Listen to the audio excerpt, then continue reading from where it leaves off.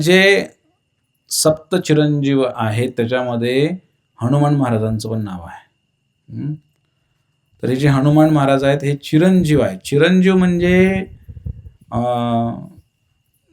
ते जिवंत आहेत, अजून पण जिवंत आहेत.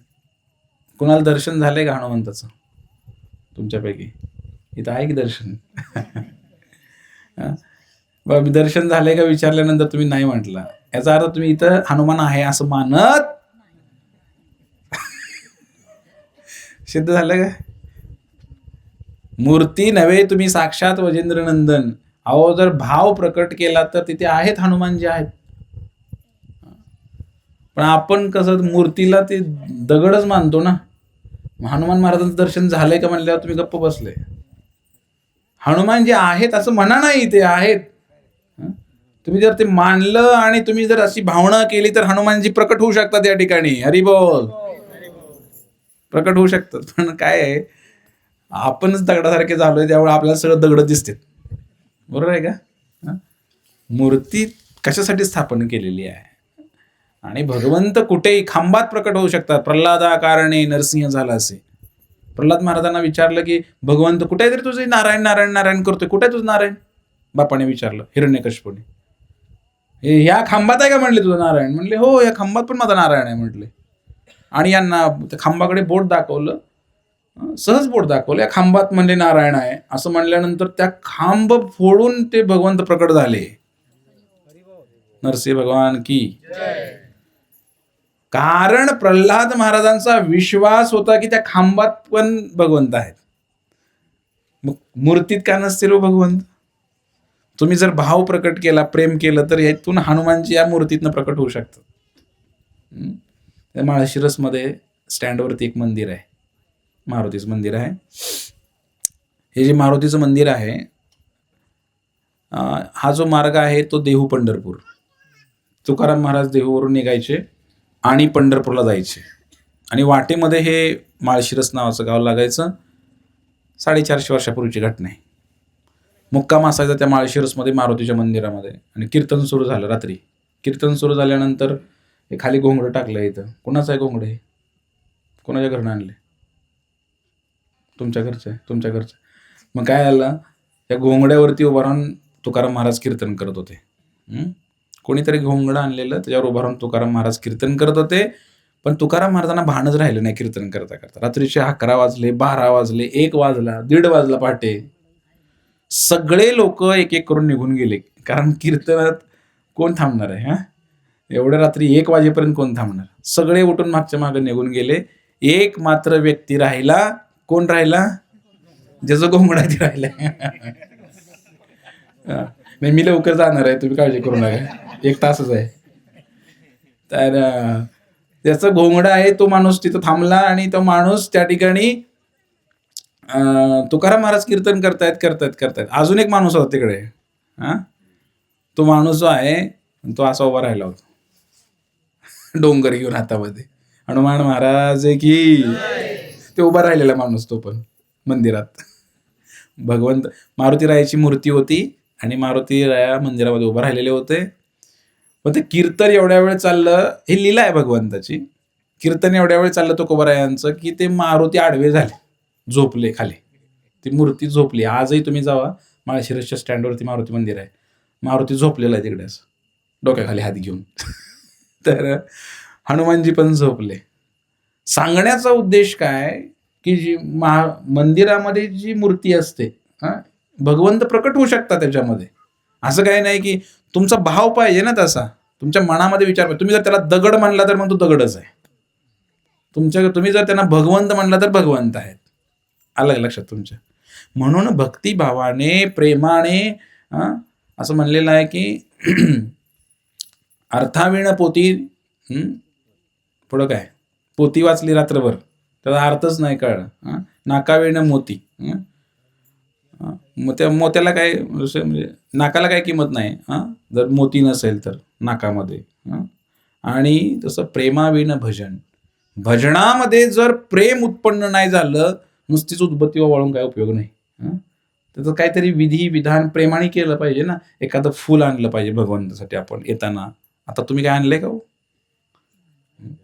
तुम्ही सगळं पावडर गन मेकअप करून आलाय, पण एखादं काहीतरी खडीसाखर, काहीतरी शेंगदाणे, काहीतरी आणायला पाहिजे होतं तुम्ही, काहीतरी एखादं फुल तरी आणायला पाहिजे होतं तुमच्या झाडाचं एखादं.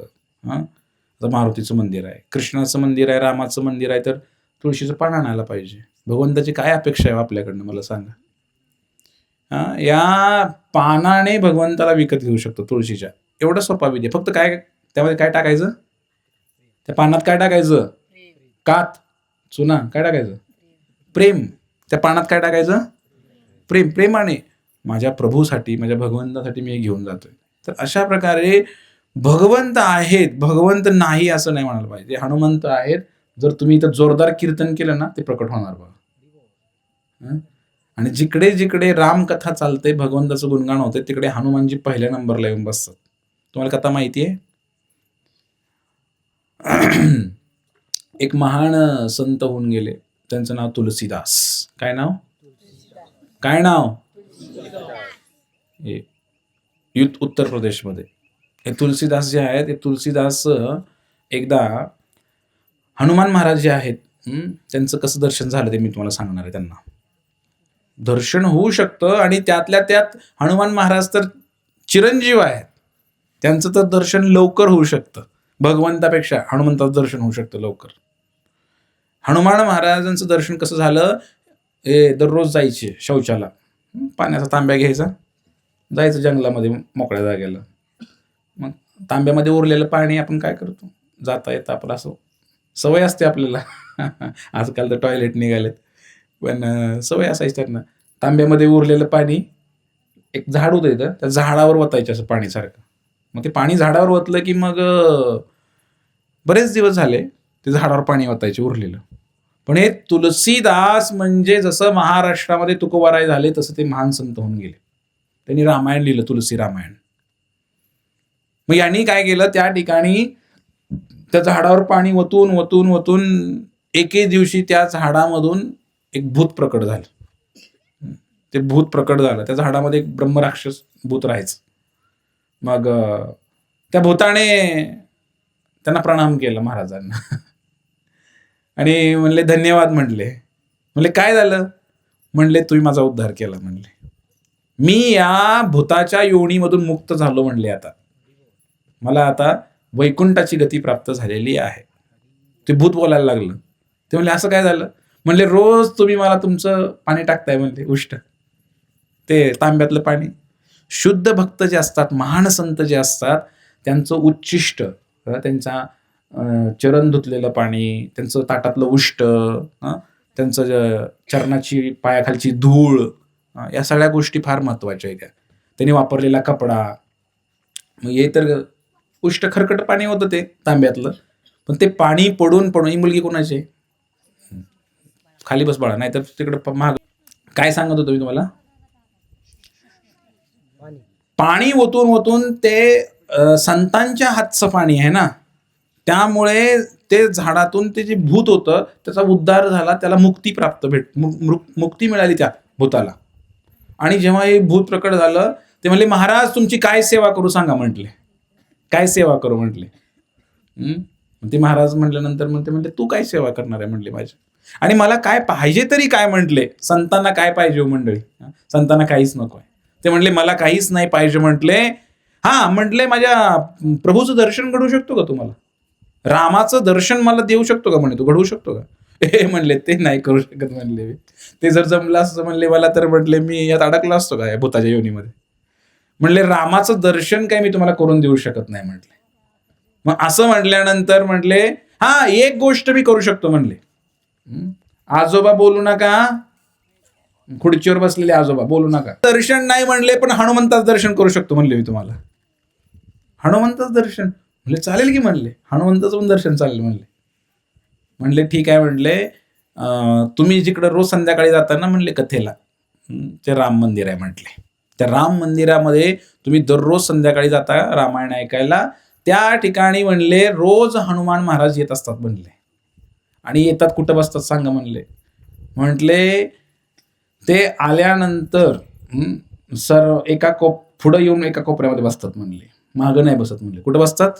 पुढच्या साईडला एका कोपऱ्यामध्ये बसतात. म्हणले ते त्यांना ओळखायचं कसं? म्हणले म्हणले सगळ्यात पहिल्यांदा जो येतो आणि सगळं महाराज निघून गेल्यानंतर प्रवचन झाल्यानंतर जो जातो ते हनुमान महाराज आहेत म्हणले. हे भक्ताचं लक्षण आहे. मला आज फार आनंद झाला की मी यायच्या आधीच बरेच जण माझी वाट बघत बसले होते. कोण कोण आलं तर हातवरती करा. तुम्हाला फक्त 100% लाभ होणार. जे उशिरा आले त्यांना थोडा कमी लाभ होणार. गोडसे, गणेश गोडसे, घर जवळच आहे तरी सुद्धा सगळ्याच्या मागणं आले. जे काय असेल होते फवारा काय आता काय संपतंय का? मी काय सांगितलं तुम्हाला, मी काय रोज येतोय का इकडं? मी काय सांगत होतो, पहिल्यांदा प्रवचन हा नियम आहे. पहिल्यांदा महाराज यायच्या आधी यायचं असतं आणि महाराज उठल्याशिवाय उठायचं नसतं. मग ते व्यक्ती पालन करतोय म्हणले त्याचं, आणि तेच म्हणले हनुमंत आहेत म्हणले. मग ते आले आणि आल्यानंतर त्या ठिकाणी त्यांनी बघितलं तुलसीदासांनी एक व्यक्ती आहे, 1-2 दिवस त्यांनी चेक केलं, 2-3 दिवस बरोबर त्याच जागेला येऊन बसतोय. आणि प्रवचन झाल्यानंतर सगळी लोक निघून गेले, महाराज निघून गेले, मग पाठीमागनं जाते. मग त्यांनी बघितलं, पण ते फार म्हातारं व्यक्ती होता आणि त्याला कोड भरलं होतं अंगाला, कोड भरलं होतं. मग तिसऱ्या दिवशी त्यांना खात्री पटली, म्हटले 100% म्हणले हेच हनुमान आहेत म्हणले. आणि मग तुलसीदासाने काय केलं, एक दिवशी कथा संपल्यानंतर गेले आणि त्यांचे पायच पकडले आणि डोकं ठेवलं पायावर. ते म्हणले मला कोड फुटलेला आहे म्हणले, तुम्हाला हात लावू नको, तुला सुद्धा कोड भरल म्हणले. ते म्हणले भरू द्या म्हणले, मला सुद्धा राम नामाचं कोड भरू द्या म्हणले. हरी बोल. तुम्हाला पण हा रोग झालाय म्हणले, कोड भरले राम नामाचं, मला सुद्धा भरू द्या म्हणले. मी आता काय पाय सोडत नसतो म्हणले, मला तुम्ही दर्शन दिलेलं आहे म्हणले, तुम्हीच हनुमंत आहे म्हणले. अशा प्रकारे त्यांनी हनुमंतांनी तिथे प्रकट झाले, हनुमंतांनी त्यांना दर्शन दिलं. मला तुम्हाला सांगायचं होतं की भगवंताची कथा चालू असल्यानंतर सर्वात आधी हनुमान महाराज तिथे येतात आणि त्यांना इतकी कथा आवडते, रामाची कथा फार आवडते. अशा प्रकारे हे एक गोष्ट मला तुम्हाला सांगायची होती. दुसरी गोष्ट मला तुम्हाला सांगायची होती, आज मितीला या कलियुगामध्ये सुद्धा अनेक लोकांना हनुमंतांनी दर्शन दिलेलं आहे, अनेक महान महान लोकांना दिलेलं आहे दर्शन. मग आपण प्रयत्न केला तर आपल्याला सुद्धा दर्शन होऊ शकतं. तसं हनुमंतांचं नित्य निवास कुठे आहे माहिती आहे का तुम्हाला? जेव्हा प्रभू रामचंद्र गेले, प्रभू रामचंद्र जेव्हा साकेत गमन केलं, वैकुंठाला गेले, आपली लीला समाप्त केली, प्रभूंनी अयोध्यामध्ये नदीमध्ये प्रवेश केला, राम लक्ष्मण सीता सगळी लीला संपवली भगवंताने. आणि मग त्यावेळेला राजा कोणाला बनवायचा अयोध्येचा हा विषय चालला होता. सगळी लीला संपली, रामलीला संपली. मग त्यावेळेला हनुमंत तर चिरंजीव आहेत ना, म्हणून हनुमंतांना राजा बनवला अयोध्येचा. किती लोकांना माहिती? कोण कोण अयोध्येला गेले हात वर करा. अयोध्येला फार कमी लोक गेले अयोध्येला. झालं पाहिजे एकदा आयुष्यात येऊन एकदा अयोध्येला. येणार का? दिवाळीच्या आधी जाणार आहे आम्ही. तयारी करा. तुम्ही होय म्हणून काय उपयोग नाही, मला तुमचं तयार नाही. फवारणी आहे त्याच्या मागे.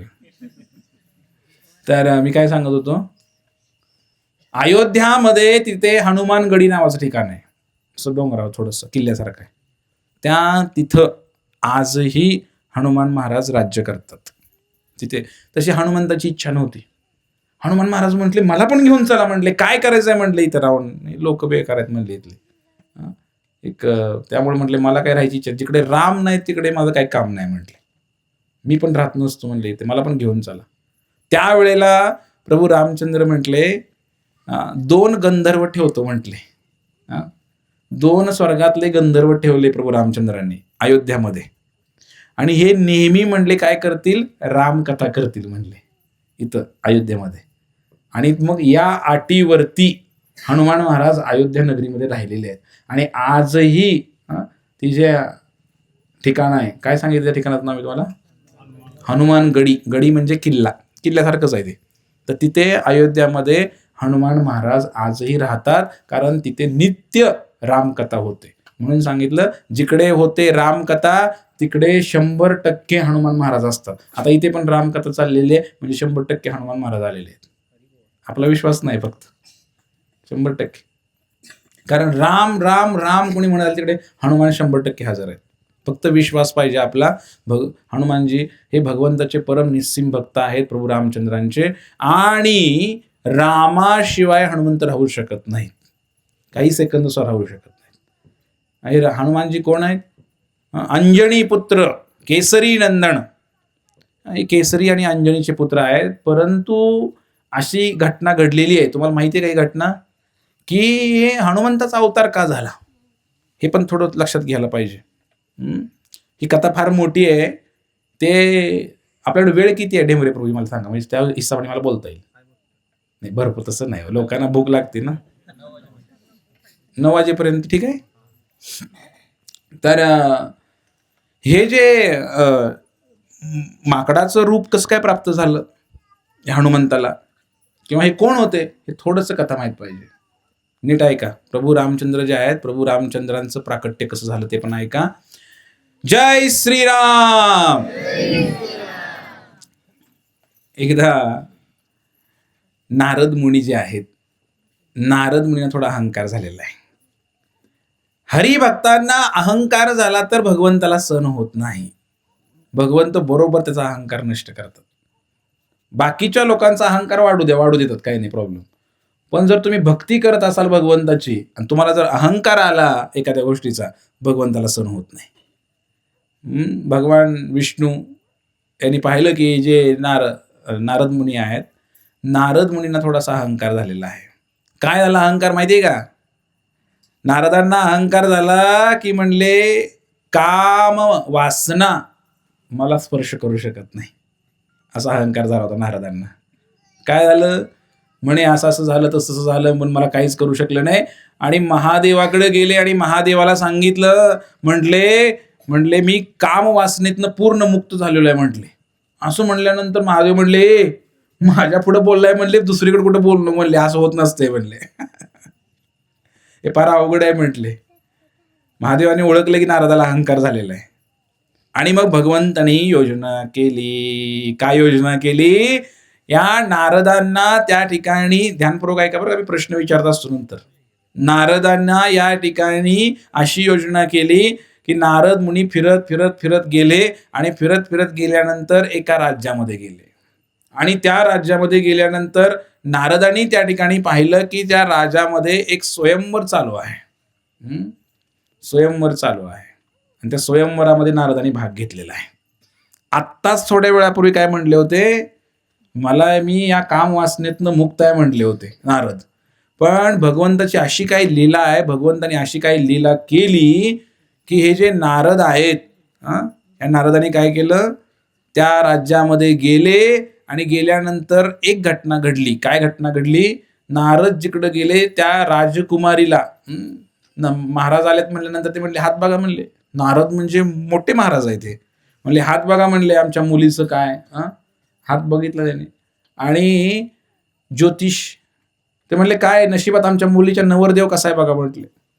त्या मुलीचा हात बघितला. मुलीचा हात बघितल्यानंतर इतक्या रेषा दिसल्या त्याच्यामध्ये की त्याच्यामध्ये दिसलं असा नवरा मिळेल या मुलीला की जो नारायणासारखा आहे, सुंदर, नारायणासारखे गुण त्याच्यामध्ये असतील, तेवढा शक्तिशाली असेल, असं त्या हातावर लिहिलेलं होतं. हे भविष्य बघितल्यानंतर आणि त्या मुलीला पाहिल्यानंतर नारदांमध्ये कामवासना जागृत झाली. आणि नारदांना वाटलं की अरे म्हटले मीच हिच्याशी लग्न केलं तर. बघा आत्तापर्यंत तर म्हणत होते मी असं केलं, मी एवढा मोठा. पण त्या सौंदर्य पाहिलं त्या मुलीचं, नारदांच्या मनामध्ये विकार उत्पन्न झाला. म्हटले मुलगा म्हणले नारायणासारखा भेटेल म्हणले तुम्हाला सुंदर, असं सांगितलं. आणि मग काय झालं, मग ते स्वयंवर रचलं. स्वयंवरामध्ये सगळीकडे त्या सांगितलं. अनेक राजे लोक तिकडे आलेले आहेत. अशी इकडे लाईन लागली, अशी लाईननी सगळे राजे लोक बसलेले आहेत. आणि लाईन लागल्यानंतर त्या ठिकाणी पहिल्याच नंबरला, पहिल्याच ओळीला नारद जाऊन बसले स्वयंवराच्या. आणि नारद जाऊन बसले. आणि नारदांनी काय केलं होतं माहिती आहे का तुम्हाला? नारद काय एवढे सुंदर नव्हते. मग त्यांनी काय केलं, विष्णूकडे गेले आणि विष्णूंना म्हटले, काय म्हटले मला सुंदर मुखडा द्या, मला सुंदर चेहरा द्या म्हणे तुमचा. नारायणाला म्हटले, विष्णूला म्हटले. ते म्हणले कशासाठी? द्या तर म्हणले मला सुंदर चेहरा, म्हणले तुमचं रूप मला एका दिवसासाठी पाहिजे म्हणले. एका दिवसासाठी तुमचं सौंदर्य मला पाहिजे. भगवंत पण हुशार आहे. तुम्हाला जर काही मागणं मागायचं आहे देवाकडं, तर कुठल्याही देवाकडे, देवी देवतांकडे मागायचं नाही. तुम्हाला काही जरी मागायचं असेल तर श्रीकृष्णांकडे, रामाकडे आणि विठ्ठलाकडेच मागायचं, कारण ते कधी नुकसान करत नाहीत. दुसरीकडे काय मागितलं तुम्ही, ते काय गॅरंटी नाहीये. जे काय मागायचं ते पांडुरंगाकडे मागा. इकडे मागितलं भगवंतांकडे. नारदांनी म्हणले सौंदर्य द्या एका दिवसाला, उसनं द्या म्हणले. हे सौंदर्य घेतलं, उसनं सौंदर्य घेतलं. आणि भगवंतांनी विचार केला, अरे म्हणले नारदाला लग्न करायची इच्छा झालेली आहे, त्यामुळे म्हटले आता हा मला सौंदर्य मागायला आलेला आहे. भगवंतांनी काही सौंदर्य दिलं नाही. भगवंत म्हटले ठीक आहे, दिलं म्हणले तुला सौंदर्य. भगवंतांनी काय केलं माहिती का? माकडाचा चेहरा दिला. काय चेहरा दिला? माकडाचा चेहरा दिला. पण नारद गडबडीत लग्नाच्या, लगीन करायला पाहिजे ना. नारदांनी आरशातच बघितलं नाही. भगवंतांनी दिला चेहरा, म्हणजे आनंदाने पळून गेलो चेहरा घेऊन. भगवंतांनी स्वतःचा चेहरा दिला नाही, माकडाचा चेहरा दिला नारदाला. नारद गेला लग्नाच्या त्या स्वयंवराच्या पहिल्या लाईन मध्ये, नारद जाऊन बसले. नारद खुश होते, म्हणले आता ही पोरगी येणार मलाच माझाच नंबर लागणार. नारद खुश होते. ती कन्या आली. महादेवानी हे सगळं माहिती आहे. महादेवांना माहित होतं नारदाबरोबर काय झालेलं आहे. महादेव काय केले, महादेवानी त्यांचे 2 गण पाठवले. महादेवाचे 2 गण पाठवले. म्हणले जावा म्हणले, आणि तिथं काय अपडेट मला मिनिटाचा अपडेट पाठवा म्हणले व्हॉट्सअपवरती. काय काय होतंय नेमकं. हे नारद बिघडले म्हणले, याला वासना उत्पन्न झाली म्हणले, आता काय करणार नारदाचं म्हटले. आणि महादेवानी 2 गण पाठवले. ते 2 गण आहेत ना, मग ते बघत होते. पहिल्या लाईन मध्ये कोण नारद बसले होते, नीट ऐका. पहिल्या लाईन मध्ये नारद बसले होते. ती नारदाचा माकडाचा चेहरा, पण नारदांना माहित नाही मला माकडाचा चेहरा आहे म्हणून. त्यांना वाटते मी विष्णूचा चेहरा घातला, आता हे माझाच नंबर लागणार आहे इथे. म्हणून ती वधू कन्या आली, राजकन्या आली, आणि राजकन्याच्या हातामध्ये असा हार होता फुलांचा. फुलांचा हार होता. तिने बघितलं, म्हणले पहिल्याच घासाला खडा. माकडाचा तोंडाच कोण आले म्हणले, पहिल्याच घासाला खडा. तिनं असं तोंड इकडे फिरवलं. नारदाला वाटलं लयच लाजली काय माझं सौंदर्य बघून. आणि हा सगळा प्रकार लगेच व्हॉट्सअपवर टाकला. कुणी महादेवांच्या गणाने. ते तिकडे बघ, ते पण खुद हसायला लागले तिकडे बघून. म्हणले काय नारद, म्हणले काय माकडाचा चेहरा घेऊन आलाय म्हणले. आणि मग त्या ठिकाणी जे 2 गण आहेत ते हसायला लागले त्यांना बघून. आणि मग असं करत करत ती महिला पूर्ण लाईन मध्ये गेली, कुणालाच हार घातला नाही. त्या राजकन्या शेवटी इकडे गेली, दुसऱ्या लाईन मध्ये गेली ती राजकन्या. दुसऱ्या लाईन मध्ये गेल्यानंतर भगवान विष्णू तिथे प्रकट झाले होते मनुष्याच्या रूपामध्ये. ते बसले होते. तर बरोबर जाऊन त्यांच्या गळ्यामध्ये माळ टाकली. त्या मुलीने माळ टाकली. सगळ्यांनी टाळ्या वाजवल्या. अभिनंदन अभिनंदन. सगळ्यांनी टाळ्या वाजवल्या. म्हणले फार सुंदर होते भगवंतच आहेत, फार सुंदर होते. हा सगळा प्रकार पाहिल्यानंतर मात्र नारदांना एवढा राग आला. नारद मुनी एवढे चिडले. आणि नारद मुनींनी विचार केला, कुठे आहे तो विष्णू म्हणे. विष्णूपेक्षा तरी सुंदर कोण नाही या जगामध्ये. पांडुरंगापेक्षा सुंदर कोण नाही म्हणले. आणि त्यांनी मला असंच काय झाले म्हणले. पहिल्यांदा नारद गेले आरशात बघायला. आरशामध्ये बघितलं नारदाने. तेव्हा मात्र नारदाला कळलं, अरे बाप रे म्हणले, काय केलंय म्हणले हे. विष्णूने तर मला फसवलं म्हणले, मला माकडाचा चेहरा दिलाय म्हणले. आणि अशा प्रकारे नारदांना इतका त्रास झाला. नारद मुनी गेले पळत पळत पळत वैकुंठामध्ये. आणि भगवान विष्णू रागाच्या भरामध्ये म्हणले, का म्हणले, काय तुमचं वाकडं केलं तर म्हणले, तुम्ही मला माकडाचा चेहरा दिला म्हटले. त्या मुलाला घेऊन माताजी उभा राहा तुम्ही. तर माग बसा. नारद रागाला गेले आणि विष्णूवरती रागाला गेले आणि म्हणले तुम्हाला सोडणार नाही आता म्हणले. मला माकडाचा चेहरा देताय काय म्हणले. आणि माझं लगीन मोडताय का म्हणले. एखाद्याचं चांगलं होत असलं लगीन तर मोडू नये माणसाने. म्हणले तुम्हाला बघवलं नाही म्हणले माझं लग्न झालेलं. चांगली बायको मिळते मला बघवलं नाही म्हणले. स्वतः येऊन बसलाय लाईनीत म्हणले तुम्ही. तुम्हाला पाहिजे होती तेव्हा सांगायचं ना म्हणले. मला माकडाचा चेहरा केला, 4 चौघात माझा अपमान केला म्हटले. माझं लग्न मोडलं म्हणले. तुम्हाला मी शाप देतो म्हटले. भगवंताला शाप दिला नारदाने. काय शाप दिला म्हणले तुमचं सुद्धा लग्न होईल म्हणले, पण तुम्हाला विरहाचा अनुभव करावा लागेल म्हटले. आणि काही दिवस तुम्हाला तुमच्या बायकोपासून वेगळं राहावं लागेल म्हटले, बिना बायकोचं राहावं लागेल म्हटले. आणि मला माकडाचा चेहरा दिला म्हणले, तर माकडच तुम्हाला मदत करतील बायको मिळवून आणून द्यायला. असा शाप दिला भगवंताला, शाप दिला नारदाने. आणि हसत कोण होतं? महादेवाचे गण. तिकडे बी गेले शाप द्यायला. म्हटले मला माकडाचा चेहरा दिला भगवंतानी, कुणाला तुम्हाला माहित होतं की नाही? गण पाठवून दिले ते तुम्ही. आधीच थोडं मला सांगितलं असतं बाबा तुम्हाला माकडाचा चेहरा दिलाय, तर मी कशाला गेलो असतो तिकडे म्हणले. माझी मजा बघता काय म्हणले. म्हणून महादेवाला सुद्धा शाप दिला नारदांनी. काय शाप दिला? म्हणले तुम्ही माकड व्हाल म्हणले. महादेवाला शाप दिला. अशा प्रकारे तेच नारायण भगवंत प्रभू रामचंद्र म्हणून प्रकट झाले. हरिबोल. आणि तेच महादेव हनुमान म्हणून प्रकट झाले. हनुमान महाराज की. अशा प्रकारे हे सगळं, त्याचे गण वगैरे ते 2 गण असुर झाले असंही वर्णन आहे शास्त्रामध्ये. रावण आणि कुंभकर्ण हसत होते ना, म्हणून कधी हसू नये, दुसऱ्यावर हसू नये, दुसऱ्याची निंदा करू नये. तर अशा प्रकारे हे पूर्व इतिहास मी तुम्हाला सांगितला की का हे महादेव आहेत साक्षात. 11 रुद्र आहेत, त्याच्यामध्ये हनुमानजी आहेत. तर हे महादेवच आहेत. आणि म्हणून वैष्णवामध्ये श्रेष्ठ, भक्तांमध्ये श्रेष्ठ राम दास, दासामध्ये श्रेष्ठ कोण आहे? तर हनुमान महाराज आहेत.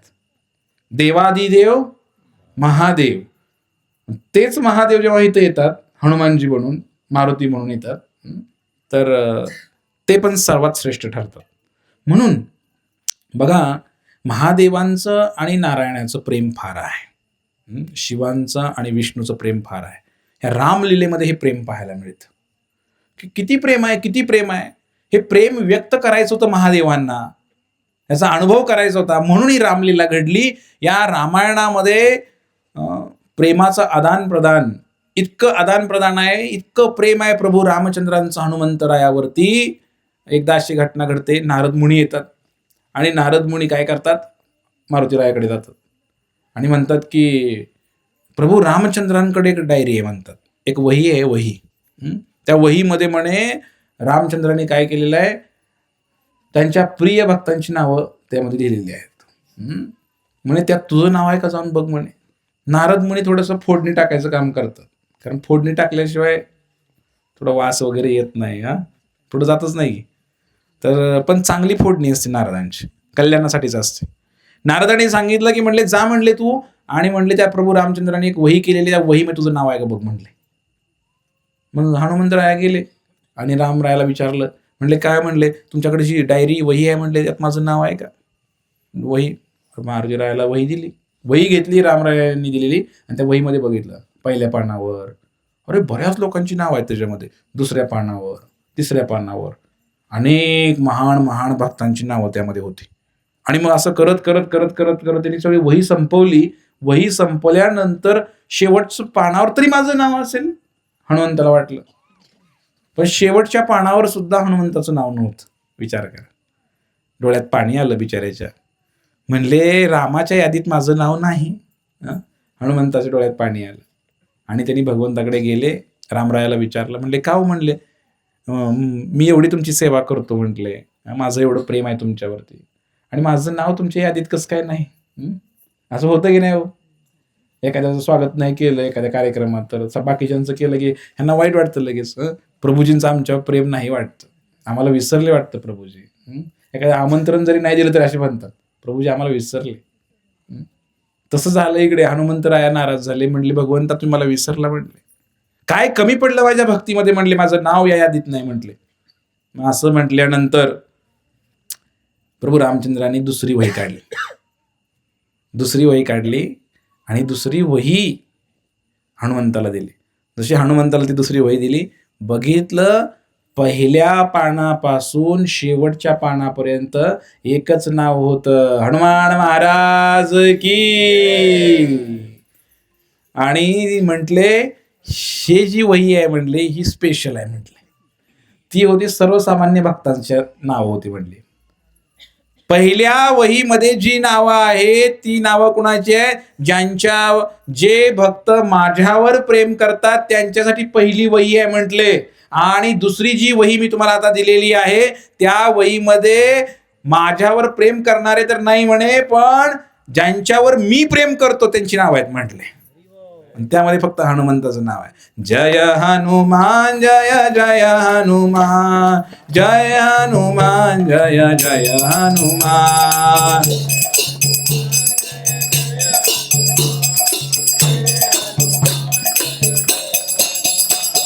जय हनुमान जय जय हनुमान, जय हनुमान जय जय हनुमान.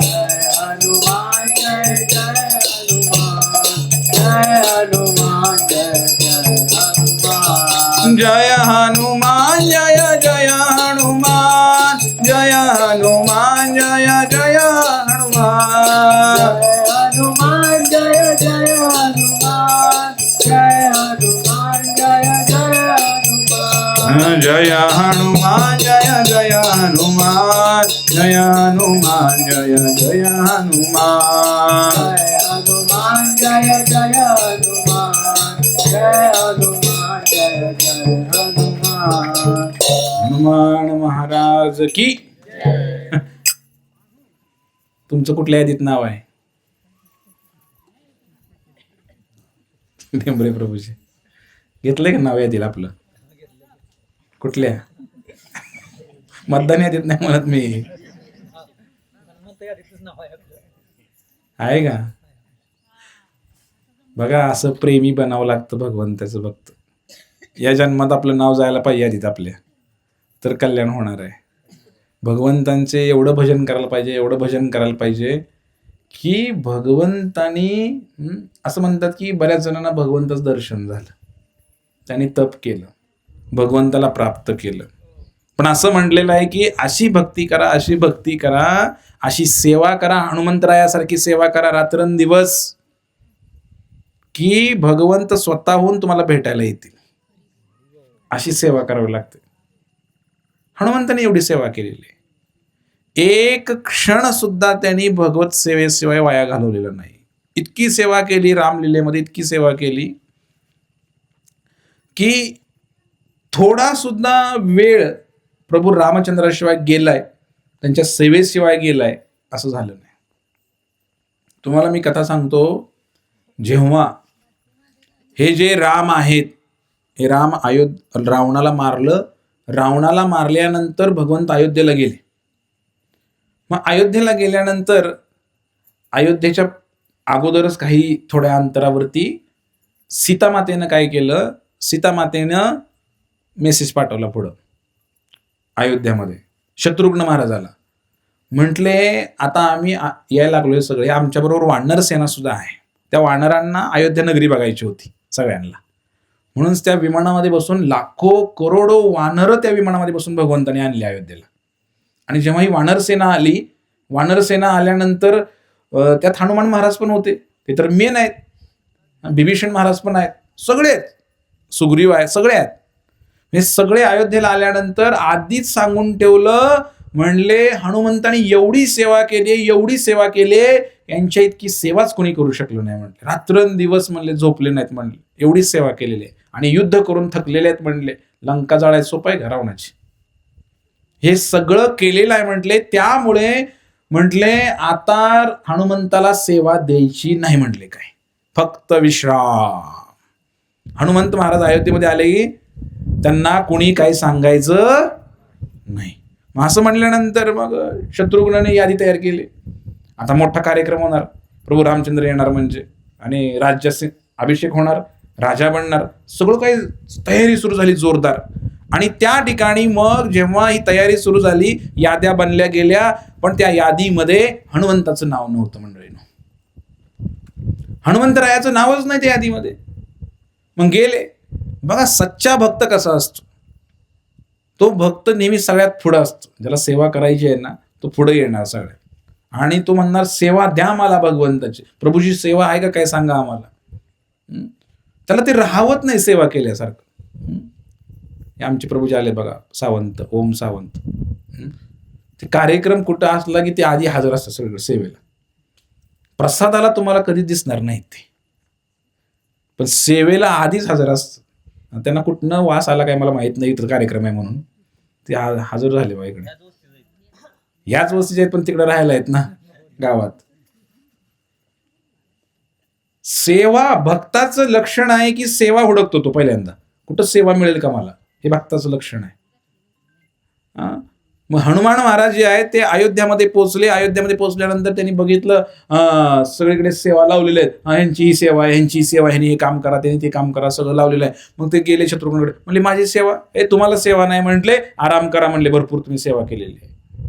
भक्ताच्या यादीमध्ये आराम हा शब्द नसतो. भगवंताच्या सेवेशिवाय राहू शकत नाही. हनुमंत महाराजांना फार वाईट वाटलं आणि हनुमंत महाराज म्हणले सेवा नाही काय म्हटल्यानंतर फार दुःखी झाले. आणि मग हनुमान महाराज किती हुशार आहेत बघा. बुद्धिमताम वरिष्ठाम, इतके बुद्धिमान आहेत हनुमान महाराज.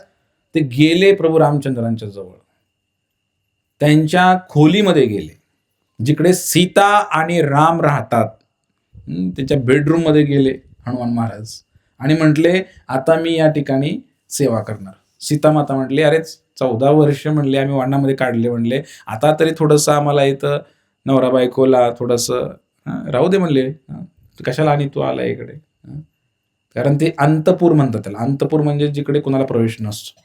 तर सीता आणि राम आणि काही दासी वगैरे 1-2 हाताखाली असतात. हनुमान महाराज तिकडे घुसले आणि म्हणले मी सेवा करायला आलोय. सीता म्हटली एकही सेवा शिल्लक नाही म्हणली. काय करणार, काहीच सेवा नाही म्हणली. आम्ही एवढी थोडी स्वतःची सेवा बाकी नाही ठेवली म्हणली. तुला काही सेवा भेटणार नाही म्हणले, तू जा म्हणले बाहेर. हनुमान महाराज म्हणले आहे म्हणले एक सेवा, एक विसरलाय म्हणले तुम्ही सेवा. काय सेवा विसरलाय. प्रभू रामचंद्रांना म्हटले जेव्हा जांभळी येते आपण काय करू, जांभळी येते म्हणले रामाला, त्यावेळेला म्हटले मी चुटकी वाजवायसाठी थांबणार आहे म्हणले. इथं ही सेवा शोधून काढली म्हणली मी. ही तुम्ही वाटलीच नव्हती सेवा, ही वाटून दिलीच नाही कुणाला सेवा. एवढं तरी कष्ट कशाला, हात वर करून चुटकी वाजवायचं कष्ट माझ्या रामाला कशाला. म्हणून म्हणले जेव्हा जेव्हा जांभळी येईल तेव्हा मी जाऊन चुटकी वाजवणार म्हणे भगवंत आहे पुढे. बघा भक्त किती हुशार असतात, सेवा शोधून काढली. आपण सेवा टाळायच्या हिशोबात असतो नेहमी. हे तू करे जा, तू दान गोळा कर जा, तू हे करे जा ती भांड्यान. आणि हनुमान असे आहेत की सेवा शोधत असतात, म्हणून ते महान भक्त आहेत. हनुमान महाराज आले आणि हनुमान महाराजांनी काय केलं, त्या ठिकाणी ती सेवा शोधली. सीतेनं डोक्याला हात लावला, म्हणली बिचारा म्हणले आता काय आम्हाला इथं राहू देत नाही एकट्याला म्हणले इथं. म्हणले या सकाळी म्हणले सकाळपासून चुटकी वाजवा म्हणले तुम्ही. म्हणले रातचं 12ला जांभळी आली तर काय करायचं म्हणले, तेव्हा कोण वाजवणार म्हणले. मी आता इथंच बसून राहणार म्हणले उशाला. मग सीतेला पश्चाताप झाला, म्हणली ह्या दुसरी काय तर बाहेरची सेवा दिली परवडली असती म्हणली, आता ही रात्रभर इथंच बसणार म्हणले, आम्ही कसं झोपायचं. सीता मातेला प्रश्न पडला आणि मग त्या ठिकाणी सीता माता थोडी ओरडली हनुमंतरायावरती. सीता म्हणले बाहेर व्हा म्हणली पहिले तुम्ही, हे काय पोरखेळ चालवलाय म्हणले तुम्ही, आम्हाला झोपू द्या म्हणले. 14 वर्ष आधी वनवन झाले आमचे, सुखाने आम्हाला झोपू द्या म्हणले 2 दिवस, जावा म्हणले बाहेर. आता सीता माता बोलल्यानंतर मग हनुमान महाराज काय बोलणार पुढं, बिचारे रडायला लागले. हो एवढा मोठा पहाडासारखा माणूस पण रडायला लागला. म्हणजे रामाची सेवा नाही म्हटले, रामाची सेवा नाही असं एक क्षण गेल्यानंतर रडायला येतो, हे भक्ताचं लक्षण आहे. आणि हनुमंतरायांना रडायला यायला लागलं. गेले त्या घराच्या वर, महालाच्या वर गेले आणि एका कोपऱ्यामध्ये बसून रडायला लागले. मग रात्र गेली. रात्री अशी घटना घडली की रात्री प्रभू रामचंद्रांना जांभळी आली. जांभळी आली आणि परत तोंडच बंद होईना प्रभू रामचंद्राचं. रामचंद्रांचं तोंडच बंद होईना, ते उघडच राहिलं. तोंड उघडं राहिल्यानंतर मग सगळे सीतामातेने सकाळी उठून बघितलं, म्हणजे तोंड बंद करा की म्हणले, तोंड का उघडून बसलाय वासून म्हणले. आहा वाजून तोंड, पण भगवंतच तोंडच बंद होईना. मग काय झालंय नेमकं, तोंड का बंद होईना प्रभू रामचंद्राचं? म्हणून सगळे उपाय केले, मग कुणी काय केलं, कुणी काय केलं, काय तोंड काय बंद होईना. मग ती घटना सगळ्या अयोध्येमध्ये वाऱ्यासारखी पसरली की प्रभू रामचंद्रांचं काल रात्रीपासून तोंड उघडच आहे, तोंड काही बंद होईना. सगळ्या अयोध्येमध्ये पसरली घटना. मग सगळ्या अयोध्येमध्ये पसरल्यानंतर अयोध्येमधले सगळे लोक तिकडे आले. बऱ्याच जणांनी काय उपाय केले, काही मंत्र मारले, काय काय केलं, बरंच काय केलं, पण तोंडच बंद होईना भगवंताचं. गुरु वशिष्ठ आले, गुरूंना बोलवलं, कुलगुरूंना बोलवलं. मग त्यांनी पण काही प्रयत्न केले, पण रामाचं तोंड काही बंद होईल ना प्रभू रामचंद्राचं. आणि मग त्यावेळेला ते म्हटले, अहो सगळी अयोध्या इथं आले रामाचं तोंड बंद करायला, पण हनुमान कुठे आहे? एवढी गर्दी जमली, पण हनुमान कुठे आहे, असा प्रश्न त्यांनी विचारला. ते म्हणले, हनुमान वे बघा म्हणले कुठे आहे. पूर्ण अयोध्येमध्ये शोधलं, हनुमान कुठं सापडले नाहीत. मग एक त्या ठिकाणी ज्याला पाठवलं होतं कोणाला तरी, तर त्यांनी त्या महालाच्या वरून त्यांना रडण्याचा आवाज ऐकायला आला. एक लहान मुलं आपलं कसं रडतं नाराज झाल्यावर, मुसू मुसू रडतं ना, मुसू मुसूच की, मुसमुसून रडत. हनुमंतरायाला इतकं दुःख झालंय लहान मुलासारखं, मला रामाची सेवा नाही भेटली म्हणून मुसमुसून रडत आहे. आणि ते रडलेला आवाज त्यांच्या कानावरती आला. मग ते बघायला गेले छतावरती कोण रडतंय, तर असे पायावर घेतले, त्यामुळे डोकं घालून रडत आहेत हनुमान महाराज. म्हणले का रडत आहे? म्हणले मला रामाची सेवा नाही मिळत आहे. म्हणले मला सीतेनं हाकलून काढलं, म्हणले घरातून, मला सेवा नाही दिली. म्हणले चला म्हणले सगळे बोलवतेत, म्हणले रात्रीपासून रामाचं तोंड उघडच आहे. म्हणले सगळे हनुमंताला घेऊन आले तिकडं. म्हणले काहीतरी करा म्हणले, राव म्हणले सगळ्यांनी प्रयत्न केले, तुम्ही काय करताय, येते का बघा म्हणले तुम्हाला. काय नाही म्हणले, सोपं आहे म्हणले. हनुमान महाराज गेले, एक चुटकी मारली अशी रामाच्या पुढे, एक चुटकी मारली, तोंड बंद झालं. हरी ओ प्रभू रामचंद्राचं तोंड बंद झालं. आता मात्र सीतेला कळालं किती प्रेम आहे भगवंतावरती, रामरायावरती हनुमान महाराजांचं. त्या हनुमंताला प्रेम, हनुमंताचं रामावर एवढं प्रेम आहे की मला हे सांगायचं होतं की रामाची सेवा केल्या, राम काज किए बिना कहा विश्राम, रामाचं काम केल्याशिवाय विश्रांती कुठे हनुमंताला. म्हणून आयुष्यामध्ये तर काम काम काम, फवारणी करायची आणि कुठं काय करायचं आहे हे तिसरा झालं तरी संपत नाही. पहिलं रामाचं काम, मग नंतर पोटाचं काम, हे लक्षात ठेवा. राम कामाला पहिलं प्राधान्य आहे. 2 कामं पुढे आले, तुम्ही काय निवड. आणि जेव्हा मी नामस्मरण करतो ना, तेव्हा हा आतून विश्वास यायला पाहिजे, 100% राम बघून घेतील, 100% राम बघून घेतील, मला फक्त रामाला शरण जायचंय. आणि म्हणून शरणागतीचं एक उत्कृष्ट उदाहरण म्हणजे आमचे हनुमान महाराज आहेत. हनुमंताची एवढी शरणागती आहे, एवढी शरणागती आहे, कोणाची एवढी शरणागती असली नाही शास्त्रात.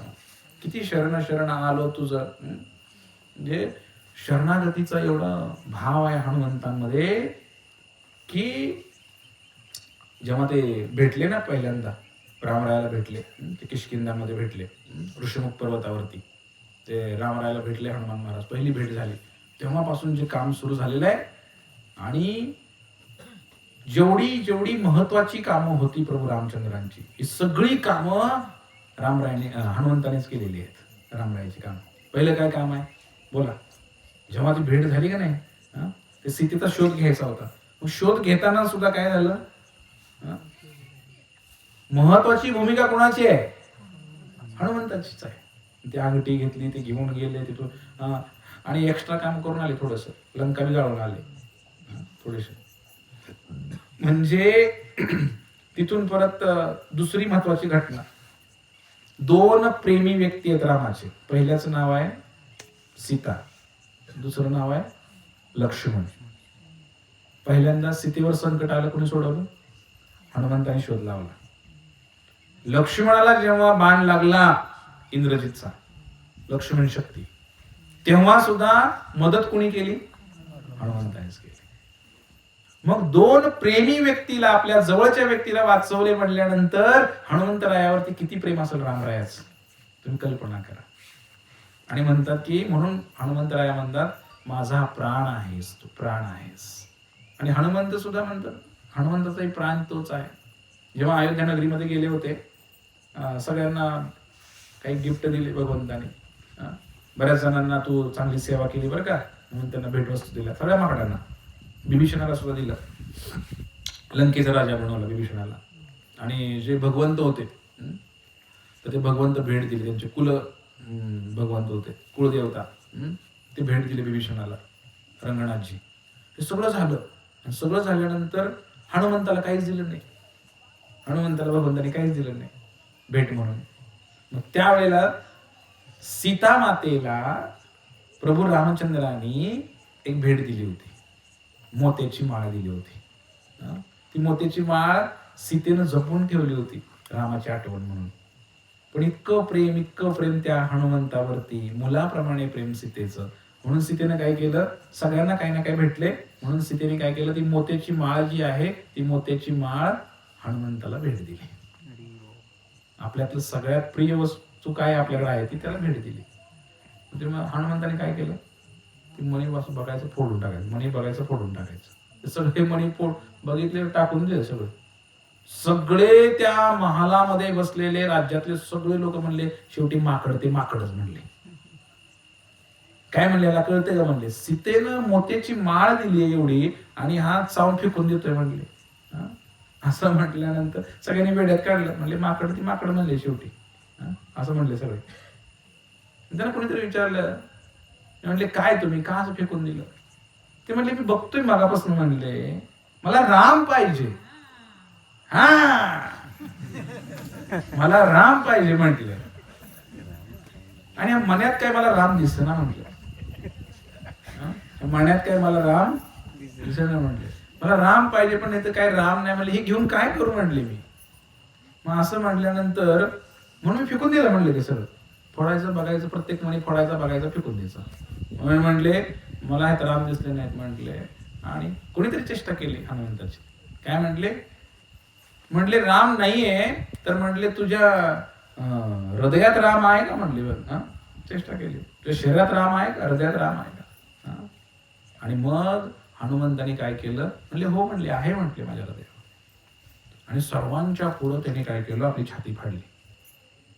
छाती फाडली तर सर्वांना, हजारो लोक तिथे बसले होते, सर्वांना दर्शन झालं त्या प्रभू रामचंद्र सीता माता यांचं ते फाडली छाती, त्या छातीमध्ये दर्शन झालं सर्वांना. जय श्रीराम. किती प्रेम आहे, किती प्रेम आहे हनुमंताचं रामरायावरती. हृदयात जपून ठेवलेलं आहे. हृदय बंदी खाना केला, आत विठ्ठल कोंडीला. याचा अर्थ काय, आपण सुद्धा हेच करायचं. म्हणजे इतकी भजन करा, इतकं भजन करा, इतकी सेवा करा भगवंताची की त्या भगवंताला कोंडून ठेवायचं इकडं. हे हृदय आहे ना, ह्या हृदयामध्ये काम, क्रोध, निंदा, ईर्ष्या, द्वेष सगळं भरलंय नुसताच. ह्याला बघतो जाता मी, ह्यानं माझा पादच पोकरलाय, ह्यानं मला शिवीच दिले, त्यानं मला आरच मांडलाय, कारच मांडलाय, सगळं भरलंय सगळं हृदयामध्ये. अशा हृदयामध्ये राम येत नाहीत कधीच. राम काय एवढे हलके आहेत का अशा हृदयामध्ये घुसायला? एवढे स्वस्त नाही येत राम. ज्याचं हृदय स्वच्छ आहे ना, त्याच्या हृदयामध्ये प्रेम आहे. प्रेम कुणाबद्दल? बायकोबद्दल नाही. मुंगीपासून हत्तीपासून सर्व माणसापर्यंत. वृक्षवल्ली आमा सोय रे वनचरे, पक्षी गाती सुस्वरे. झाडांवर सुद्धा प्रेम करावं लागतं, मुंगीवर सुद्धा प्रेम करावं लागतं. तेव्हा म्हणतात त्या हृदयामध्ये, अशा हृदयामध्ये राम येतात. राम काय एवढे हलके नाहीत कोणाच्या हृदयात घुसायला. म्हणून असं हृदय बनवावं लागतं. आणि हृदयामध्ये आपल्या काय हो, सारखं निंदा, ईर्ष्या, द्वेष, ह्याला बघतो, ह्याला असं केलं, त्याला तसं केलं. ही जी वृत्ती आहे ना, ही वृत्ती जायला लागते. आणि जर ही वृत्ती गेली तरच राम प्राप्त होतील, आपल्या हृदयामध्ये प्रकट होतील राम. ही कशी काय वृत्ती निर्माण करायची? काय उपाय आहे का हो? काय उपाय सांगा मला. हे हृदयातली घाण कशी काढायची आम्ही? आहे एक उपाय आहे, भरपूर भजन करा भगवंताचं. जेवढं जास्त करता येईल तेवढं करा. सकाळ संध्याकाळ दुपार काम करता करता, उठता बसता दळीता कांडिता हरी बोला, भगवंताचं नामस्मरण भरपूर करा. नामस्मरणानेच आपलं हृदय स्वच्छ होऊ शकतं. अन्य कोणताही उपाय नाही, नाही नाही आणि नाही. 3 वेळा ठासून सांगितले. कोणतीही गती नाही. तुम्ही एक वेळ इथं मंडप नाही टाकला, हनुमान जयंती नाही साजरी केली चालेल, पण तुम्ही काय करा, नित्य नामस्मरण करा भगवंताचं, आणि घाण सगळी निघून जाते. म्हणजे वासनारूपी घाण, निंदा, द्वेष, ईर्ष्या जे काही भरले आपल्या हृदयामध्ये, हे निघून जातं भगवंताच्या नामसंकीर्तनानं. हरे कृष्ण कृष्ण कृष्ण हरे हरे, हरे राम राम राम हरे हरे. भगवंताचं नामस्मरण करा. भगवंताचं नामस्मरण केलं की हळूहळू हळू प्रेम उत्पन्न व्हायला लागते. मग परत काय, आधी मस्त काय बघा, जे जे भक्ती मार्गामध्ये आले त्यांना अनुभव आहे. पूर्वी एखादा व्यक्ती मांसाहार करत असेल, एखादा बोकड कापत असेल किंवा काही कोंबडी कापत असेल, काय कुठल्या प्राण्याला मारत असेल, पण त्याने 1 वर्ष नामस्मरण करून दाखवा. 1 वर्ष नामस्मरण करा तुम्ही आणि मांसाहार न करता. बघा 1 वर्षाने तुम्हाला 1 करोड जरी दिले तर तुम्ही कोंबडी कापू शकत नाही. मी लिहून देतो तुम्हाला. 1 वर्षाने फक्त. काय होतं म्हणजे काय, कशामुळे होतंय असं? ते नामस्मरणामुळे ती दयाभाव उत्पन्न होतो हृदयामध्ये, करुणा उत्पन्न होते हृदयामध्ये. मग असं वाटतं की सगळीच भगवंताची लेकरं आहेत, आपण कोणालाच त्रास द्यायला नको, अशी एक भावना मनामध्ये निर्माण होते. आणि म्हणून नामस्मरण हा विधी झालाच पाहिजे. कीर्तन हे झालंच पाहिजे. एक वेळ देवाला उद्बत्ती नाही लावली तरी चालेल, पण नामस्मरण केलंच पाहिजे. लक्षात तुमच्या बरेच लोक पूजा पाठ करतात, सगळं जयंत्या उत्सव साजरे करतात, देवाचं नाव घेत नाही. तो मग काय होतं माहितीये का, फरक काहीच पडत नाही. म्हणून आम्ही जिकडं तिकडे जातो ना, तुम्ही सकाळी उठल्यानंतर भगवंताचं नामस्मरण करा. सकाळ नाही जमलं दुपार करा, दुपार नाही जमलं संध्याकाळी करा. झोपताना तरी वेळ आहे की नाही? आणि आजकाल तर मोबाईलवरती आपण किती वेळ जातो की नाही, आपलं सहज बघता बघता झोपताना नुसतं मोबाईल बघत बघत झोपायचं. म्हणजे सगळे मेसेज सकाळपासूनचे चेक करायचे, कुणाचा आलाय. मग पहिल्यांदा व्हॉट्सअपमधनं परत संपलं की व्हॉट्सअप स्टेटस संपलं की मग नंतर परत व्हॉट्सअप फेसबुकचं स्टोरी, आणि मग फेसबुकच्या पोस्ट, तिथून मग परत पुढे सांगा की इंस्टाग्राम. मी गोडसेंचं सांगत नाही, तुमचं सांगते, नाव त्यांचं घेतलंय फक्त, बाकीच्यांचं सांगतो सगळ्यांचं. तुम्ही हसू नका. फेसबुक झालं की इंस्टाग्राम, नंतर काय ट्विटर, ते काय अजून लोकांना काय काय असेल तसेल. हळूहळू किती वेळ जातो सांगा. हे फक्त मेसेज चेक करायच्या वेळी सांगितलं मी. बाकी मग मॅच बघायची किंवा अजून काय कुठलं काय बघायचं असेल तर मग ती वेळ वेगळा. आयुष्यातला इतका वेळ बंडनं वाया जातोय, हनुमंतरायांनी 1 क्षण सुद्धा वाया घालवलेला नाही. तर खऱ्या अर्थानं हनुमान जयंती साजरी करायची असेल तर हनुमंतांकडून एक शिकलं पाहिजे. काय शिकलं पाहिजे? नित्य नेम नामी. काय सांगितलं ते? प्राणी दुर्लभ आहे. तुम्ही जर भगवंताला प्राप्त करायचं आहे तर नित्य नेमाने नामस्मरण करा. याच्यामुळे तुमच्या जीवनामध्ये आमूलाग्र बदल घडेल. काय राम राम तर म्हणायचं काय अवघड आहे? पैसे पडतात का आपल्याला? सांगा बरं. म्हणून सकाळी उठलं की पहिल्यांदा ते चहा पाणी काय घ्यायचं नाही. पहिल्यांदा उठून 10 मिनिटं तरी एका जागेला बसा, भगवंताचं नामस्मरण करा. आणि 10 मिनिटं तरी करा म्हणतो. किती मिनिटं? आणि मग आपल्या कामाला सुरू करा. धारण गुरण ते काही सुद्धा होत नाही. 10 मिनिटांनी काही सुद्धा फरक पडत नाही. 10 मिनिटं फक्त करा नामस्मरण आणि भगवंताच्या कामाला सुरुवात करा. बघा तुम्हाला जाणवेल की तुमचं 10 तास लागतात एक काम करायला, ते 10 तासाचं काम 10 मिनिटात पण होऊ शकतं बरं का. जर प्रभू रामचंद्राने ठरवलंय तर मग तुमचं काम कधी पण होऊ शकतं. त्यांच्यासाठी काय आवड आहे मला सांगा तुम्ही? त्यांनी जर ठरवलं तर काय आवड आहे? रामाने जर ठरवलं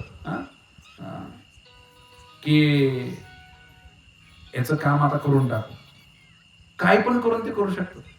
पण जर त्यांनी ठरवलं ह्याला तांगवायचं आता, मग काय? असे कितीतरी उदाहरणं संतांच्या जीवनामध्ये आहेत की.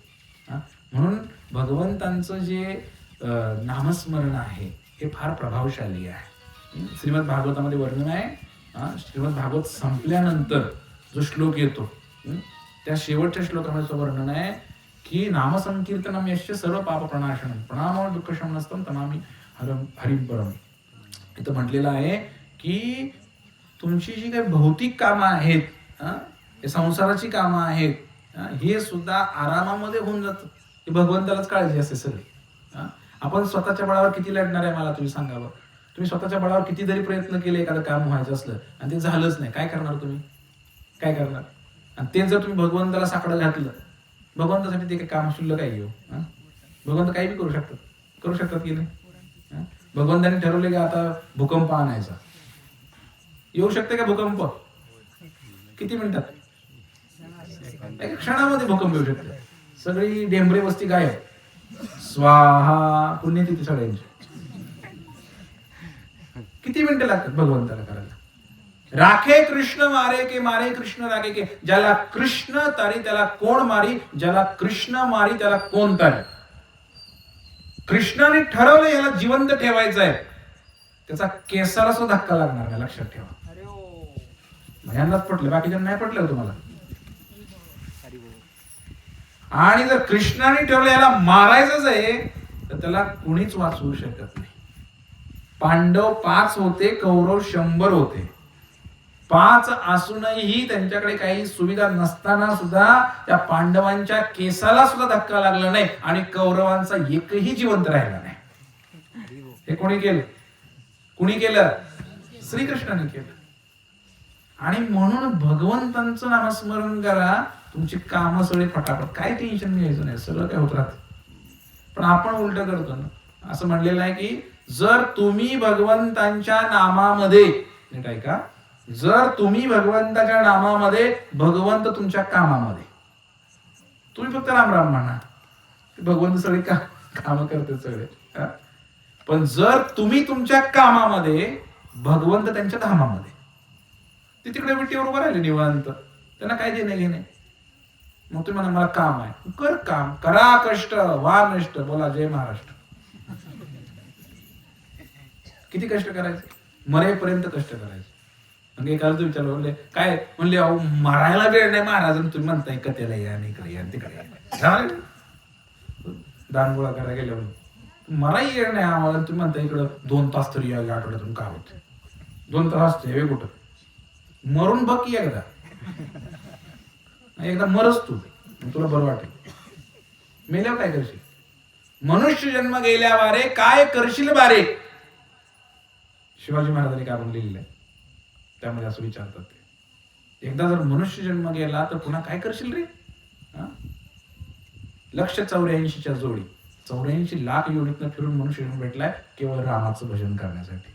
राम राम राम राम राम बोलो, राम राम राम राम राम.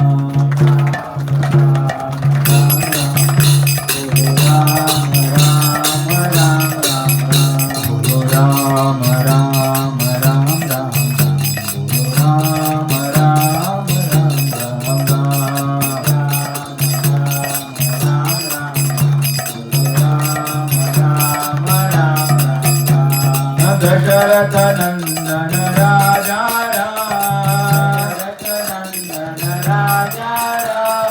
दशरथ नंदन राजा राम, दशरथ नंदन राजा राम, कौशल्य नंदन राजा राम, कौशल्य नंदन राजा राम, कौशल्य नंदन राजा राम, कौशल्य नंदन राजा राम. जानकी जीवन जय श्री राम, जानकी जीवन जय श्री राम.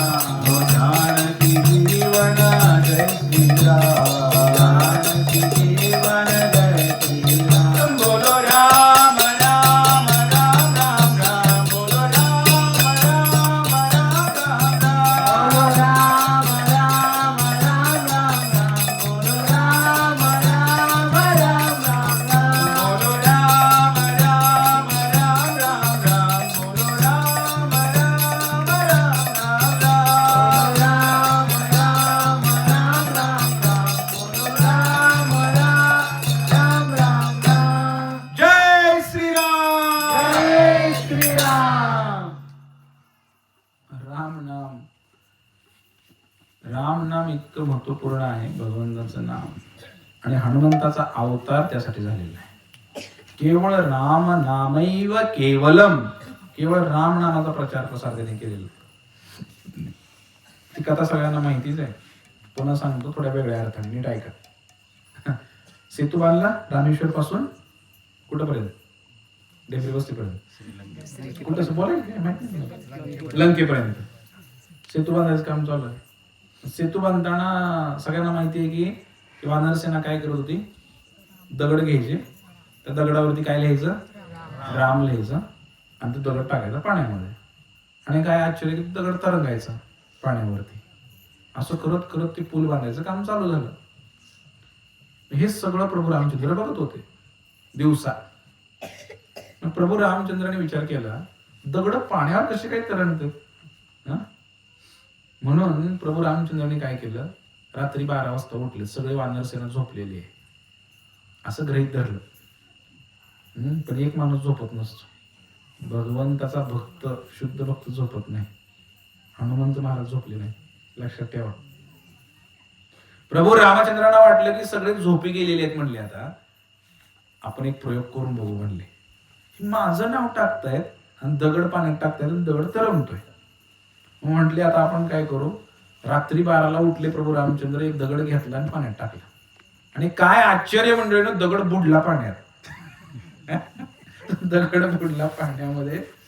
रामचंद्रांना आश्चर्य झालं, थोडे लाजले, ते इकडे तिकडे बघितलं, कोण नाही ना. म्हणले वानर सेना दगड टाकल्या तरंगते आणि मी दगड टाकल्या पाण्यात बुडतोय. लाजले जरा, म्हणले काय. आणि हे सगळा प्रकार हनुमंताने पाहिला. मारुतीरायाने पाठीमागून बघितलं, म्हणजे दगड टाकले तर हसायला लागले ते हनुमंत महाराज. आता लाजल्यासारखं झालं प्रभू रामचंद्राला. खाली मान घातली, म्हणले काय केलं मी, म्हणले. त्यांनी बघितलं होतं की आधी कोणी नाहीये इकडे, म्हणून ते उठले होते रात्रीचं. पण जेव्हा ते बघितलं त्यावेळेला मग ते म्हटले अरे. मग हनुमंताने समजावून सांगितलं रामरायाला. म्हणले महाराज तुमचा दगड तर तरंगला नाही, म्हणले आम्ही टाकल्यावर तरंगतो, म्हणले दगड.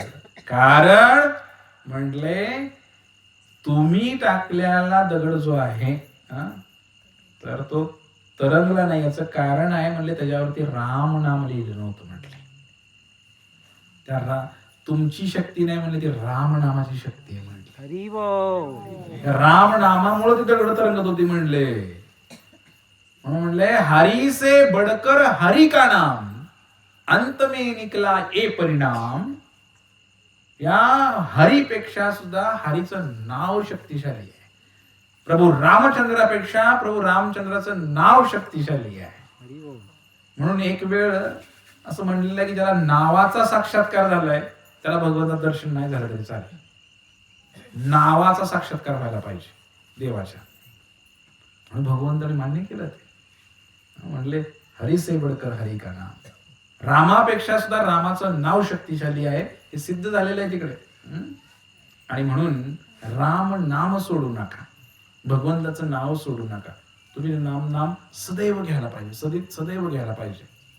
आणि अशी सवय लागते. तुम्ही जेव्हा सत्संगामध्ये येता ना, हळूहळू सवय लागते तुम्हाला नामस्मरण करण्याची. बऱ्याच लोकांना आम्ही विचारतो की काय नामजप वगैरे काय करता, देवाचं नाव घेता का? चालूच असते महाराज, उठल्यापासून झोपेपर्यंत चालूच असते. म्हणते काय काम असं करत, उठता बसता चालूच असते. म्हणते बरोबर, चांगलं. जेवण किती वेळा करतात? म्हणजे असं जेवण आम्ही करतोय, सकाळी 9ला करतो एकदा, परत 3 वाजता एकदा करतो, संध्याकाळी 10 वाजता एकदा करतो. 3 टाइम तर कमीत कमी असतेच बघा आमचं. अरे मूर्खा, जेवायला वेळ आहे, टायमिंग ठेवले तू, बरोबर आहे का? सगळ्या कामाचं नियोजन लावले, सगळीकडे नियम आहे. शेतात फवारणी कधी करायची, पाणी कधी लावायचं उसाला, सगळं ठरलेलं आहे तुमचं. सगळीकडे नियम आहे. कुठं गावाला कधी जायचं सगळं ठरलंय की नाही हो? दिवसातनं किती वेळा जेवायचं ठरलंय की नाही? आणि नामस्मरण कर ते विचारल्यानंतर तो म्हणतो की चालूच असते आम्ही सकाळपासून उठल्यापासून, चालूच आहे महाराज. त्याला नियम नाही. नियम कशाला? उलट बोलणार आहे. त्याला कसला नियम असतो म्हणा नामस्मरणाला? ते काय कावा घेतलं चालतंय. म्हणजे लोक काय करतात बघा, ज्याला करायचं नाही ते मग असं करणार. आलं लक्षात तुमच्या? सर्वांना नियम आहे, मग भगवंताच्या नामस्मरणाला का नियम नाही हो? म्हणून आम्ही लोकांना म्हणतो कमीत कमी एका जागेला बसून एक माळ तरी नामस्मरण करा की तुम्ही 10 मिनिटं, जास्त नाही. मगच कामाला हात जायचं, आपल्या कुठं बाहेर घराच्या बाहेर निघायचं. बघा 10, मी काय नीट सांगतोय लक्षात ऐका, 10 मिनिटं जर तुम्ही नामस्मरण केलं सकाळी उठल्यानंतर, पहिल्यांदा ते करायचं चहा पाणी नंतर 10 मिनिटं बसा देवघरा पुढं, आणि तर झाडाखाली बसा कुठल्या जाऊन 10 मिनिटं नामस्मरण करा. अतिशय मनापासून नामस्मरण करा. आणि जर दिवसभरामध्ये काही संकट आलं, काय प्रॉब्लेम आला, तर माझ्याकडे या तुम्ही. फक्त प्रेमानं करायचं, उगा आपलं वडावडी करायची नाही. अरे नाही ए ते बघा दुधाचं धारा बघा ते, ए राम राम राम राम राम, ए ते सोड जरा जनावर, ए राम राम राम राम राम, असलं नाही चालणार.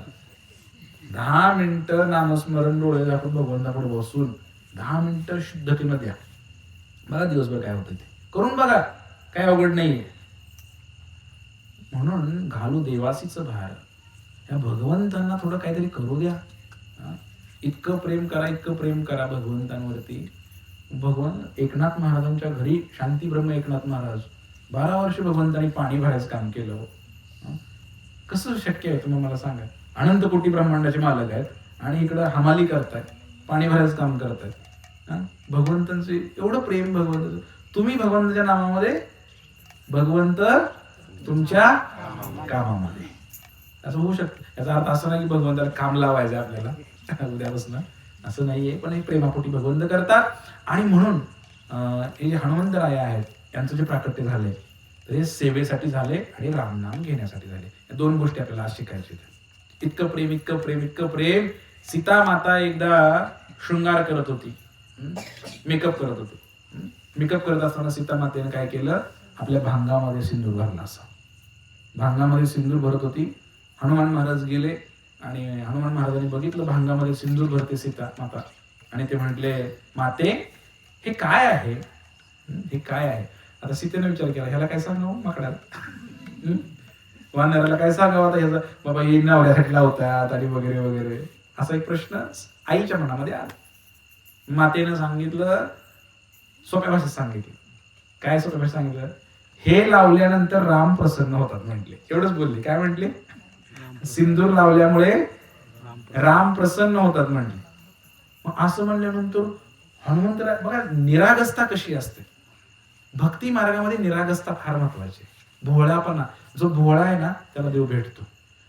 जो अति चाणाक्ष स्मार्ट आहे ना त्याला देव भेटत नाही कधीच. अति हुशार व्यक्तीला देव भेटत नाही. मग अति हुशार व्यक्ती सायंटिस्ट होतो तिकडं, वैज्ञानिक होतो, डॉक्टर होतो तिकडे जाऊन, काहीतरी मोठ्या पदावर जातो, त्यांना देव नाही भेटणार. देव भेटतो कोणाला? साध्या भोळ्या लोकांना, त्यांची भावना शुद्ध आहे. तर भावनेचा खेळ आहे हो. हनुमंतरायांची भावना एकदम लहान मुलासारखी आहे बघा. माता म्हणाली की हे लावल्यानंतर राम प्रसन्न होतात. गेले शेंदुराचा डबाच भरून आणला, सगळ्या अंगावर ओतून घेतला, सगळ्या अंगाला शेंदूर लावला आणि त्यांना वाटलं आता राम रोजच माझ्यावर प्रसन्न असतात, पण आज जास्त प्रसन्न होणार. म्हणून ते सगळा शेंदराचा डबा घेतला आणि ओतला आणि गेले त्या सभेमध्ये गेले. मंत्रिमंडळ बसलेलं आहे, सगळं सिंहासनावर प्रभू रामचंद्र बसलेले आहे आणि सगळं मंत्रिमंडळ बसलेलं आहे. आणि तिकडं गेले, सगळे हसायला लागले. काय ती वांदरच शेवटी म्हणलं, माकड ते माकडच म्हणले, असंच करणार सगळे माकडच आहे. पण आमचे जे राम आहेत ना, रामाचा चेहरा बघा, निर्भा चेहरा बघा तिकडे कसा आहे चेहरा, गंभीर आहे की नाही? गंभीर आहे. राम हे नेहमी गंभीर आहे. मुद्रा कशी हसत नाहीये तर राम नेहमी बघा, तुम्ही रामाचं कुठलाही फोटो बघा, राम नेहमी शांत, समचित्त आणि गंभीर चेहरा आहे. पण प्रभू रामचंद्र आयुष्यात खळखळून कधीच हसले नाही, असं रामायणामध्ये वर्णन आहे. खळखळून कधीच हसले नाही प्रभू रामचंद्र. एकदाच हसले या प्रसंगामध्ये. त्यांनी बघितला हनुमंताला एवढा शेंदूर लावून आले अंगावरती, रामाला हसायचं कळलं. भगवंत एवढे हसले प्रभू रामचंद्र. आणि मग हनुमंताला आनंद झाला. हनुमंत महाराज म्हणले, अरे राम कधीच हसले नाहीत आतापर्यंत मी बघितलं. मी जर शेंदूर लावल्यामुळे म्हणले एवढे हसत असते, रोज शेंदूर लावतो म्हणले. हरी बोल. किती भोळेपणा आहे बघा. भोळापण लक्षात येतं तुमच्या? याला अशी भोळे लोकच भगवंताला प्राप्त करू शकतात. म्हणून भोळं राहावा, साधं राहावा. जास्त संसारामध्ये जो चलाक असतो ना त्याला भगवंत कधी भेटत नाही. चलाकी करायची इकडं भक्ती मार्गामध्ये, माळा कशा वाढवायच्या, भगवंताचं भजन कसं करायचं, इकडे चलाकी वाढवायची. आणि संसारामध्ये भोळं राहायचं. भोळं एखाद्यानं काय पोकरला बांधतात, पोकरू द्या, लय टेन्शन नाही घ्यायचं. त्याला बघतोच म्हणून तिकडे गेला की मग तिकडं मन तिकडं लागणार आणि इकडं भजन सुटणार. आलं लक्षात तुमच्या? जास्त तिकडं ताणायचं नाही. जे काही करायचं ते या मार्गात करायचं. येते का लक्षात तुमच्या? इतकं प्रेम म्हणून ते शेंदूर लावते ना हनुमंताला, मारुतीवर शेंदूर लावलं होतं. किती प्रेम. रामाच्या प्रेमाच्या गोष्टी चालू आहेत, समजते का तुम्हाला? मग अयोध्येमध्ये पोचले सगळे लोक. अयोध्येमध्ये पोचल्यानंतर जेव्हा मोठं प्रसाद दिला, भंडारा ठेवला. त्या भंडाऱ्यामध्ये व्यंजनं ठेवली सगळे वेगवेगळे, आणि विशेष करून फुटाणे ठेवले. फुटाणे माकडा आली ना सगळे, त्यांना फुटाणे फार आवडतात. म्हणजे फुटाणे खायला ठेवलेले तिकडे. आणि मग जेव्हा हनुमान महाराज जे आहेत, सगळे ताटं वाढली सगळ्यांना. ताटं म्हणजे केळीच्या पानावरती. केळीच्या पानावरती, केळीचं पान हे फार पवित्र. आता भगवंताच्या कृपेनं पैशाच्या लोभासाठी का होईना आपल्याकडे शेतकरी आता केळी लावायला लागलेत. पहिलं नव्हतं केळी आपल्याकडे जास्त, पण आता आपल्या पैशासाठी लोक केळीच्या बागा धरायला लागलेत. पण एक काम तुम्ही करा, जेवताना रोज केळीच्या पानात जेवा, बघा किती फरक पडते. तर केळीच्या पानामध्ये जेवायला पाहिजे. भलेही एवढं मोठं रामराज्य होतं, सोन्या ताटात पण जेवू शकले असते ना, तर केळीचं पान फार महत्वाचं आहे. त्याचा शरीराला पण चांगला फायदा आहे. तर केळीच्या पानामध्ये सगळ्याला जेवायला वाढलं. जेवायला वाढल्यानंतर सगळी वानरसेना बसलेली जेवायला. आणि मग त्या ठिकाणी हनुमंत किती सेवा करतात बघा. बरेच भक्त असतात काय पहिल्या पंक्तीवर जेवायला बसतात. भक्त जरी असले, कार्यकर्ते जरी असले, संयोजक आयोजक काय काय जण पहिल्या पंक्तीला जेवायला बसतात. तिकडे कोणाला मिळू नाही तर ना मिळू शेवटी. पण हनुमंताचा स्वभाव नाही बरं का. सगळ्यांना वाढलो, आणि वानरसेना काही कमी आहे. सगळ्यांना वाढलं जेवायला, आणि सगळे वानर एकमेकाला खिटून खिटून बसले. सगळे जागाच नाही, कुठणार ना जागा. एवढी जागा फुल झाली, एकमेकाला मांडीवर बसले सगळे वानरसेना. शेवटी हनुमंताला बसायला जागा नाही, आणि जेवढी केळीची पानं आणली होती ती केळीची पानं संपली. आणि प्रभू रामचंद्र मात्र वरती बसले होते जेवायला, टेबलावरती. आसन वगैरे सगळं भगवंताला दिलं होतं, आणि केळीचं पानामध्ये वाढलं होतं सगळं. मग त्यावेळेला हनुमंत महाराज जे आहेत, हनुमंत महाराजांना सगळ्यांना वाढलं आणि बसायला जागाच नाही जेवायला. मग असं म्हणल्यानंतर ते बघत उभं राहिले होते सगळीकडे. भगवंताने इशारा केला, ए इकडे म्हणले, इकडे. भगवंताने बोलवून घेतलं हनुमंतरायाला, बोलवून घेतलं. आणि बोलवल्यानंतर भगवंतानी हनुमंताला आपल्या खुर्चीवर जवळ, आपल्या मांडीला मांडी लावून त्या आसनावरती हनुमंताला बसायला सांगितलं. हनुमंत महाराज तयार होईल. अरे प्रभूंचं आसन त्याच्यावर मी कसं बसणार? माझी पात्रता तर खाली बसण्याची पण नाही भगवंताच्या चरणात. एवढ्या बरोबरीने कसं काय बसू मी? म्हणून हनुमंतरायाला फार वाईट वाटलं. म्हणून ते हनुमंतराया बसायला नको म्हणायचे, बसायला नको म्हणायचे रामाशेजारी. भगवंताने जबरदस्ती वाटलं, बस म्हणले इथं म्हणले. आणि ताट एकच होतं, केळीचं पाणी एकच होतं. म्हणले जेव म्हणले माझ्या ताटात, म्हणले या ताटात जेवायचं म्हणले. भगवंता बरोबरी कशी करू शकतो आपण? भगवंताची बरोबरी नाही करू शकत मंडळी. आपण राम नाही होऊ शकत आहे, आपण रामदास होऊ शकतो. तरीच जन्मा यावे दास विठोबाचे व्हावे. तुकाराम महाराजांनी असं नाही म्हणलं तरीच जन्मा यावे आपण विठोबा व्हावे, असं म्हणले का तुकाराम महाराज? आपला जन्म रामदास होण्यासाठी आहे, विठ्ठल दास होण्यासाठी आहे. ते म्हटले रामाच्या बरोबरीने बसलो ठीक आहे, पण रामाच्या ताटामध्ये कसं खायचं, प्रभूच्या ताटामध्ये कसं खायचं? त्यांना कसं तर वाटायला लागलं असते, नको म्हणले असं. भगवान म्हणले, इतके लाजले हनुमंतराय की मग शेवटी भगवंतानी काय केलं, त्या केळीच्या मोठं पान होतं, त्याच्यामधून असं भगवंतानी बोट फिरवलं असं. त्या केळीच्या पानाचे 2 भाग झाले. म्हणजे निम्म्यामध्ये तू जेव म्हणजे, निम्म्यामध्ये मी जेवतो म्हटले.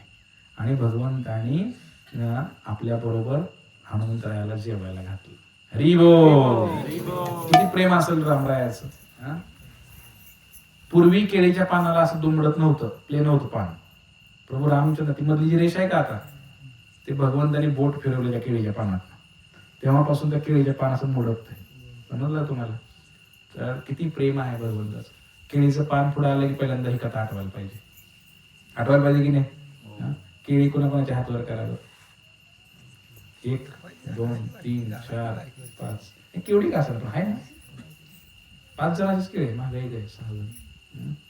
तर भगवंताचं इतकं प्रेम आहे आपल्या भक्तांवरती. आणि आपल्याला आयुष्यात येऊन करायचंय काय हो? हे प्रेमच प्राप्त करायचं. हे कृष्ण प्रेम, राम प्रेम, हा बॅलन्स वाढवायचा आहे आपल्याला.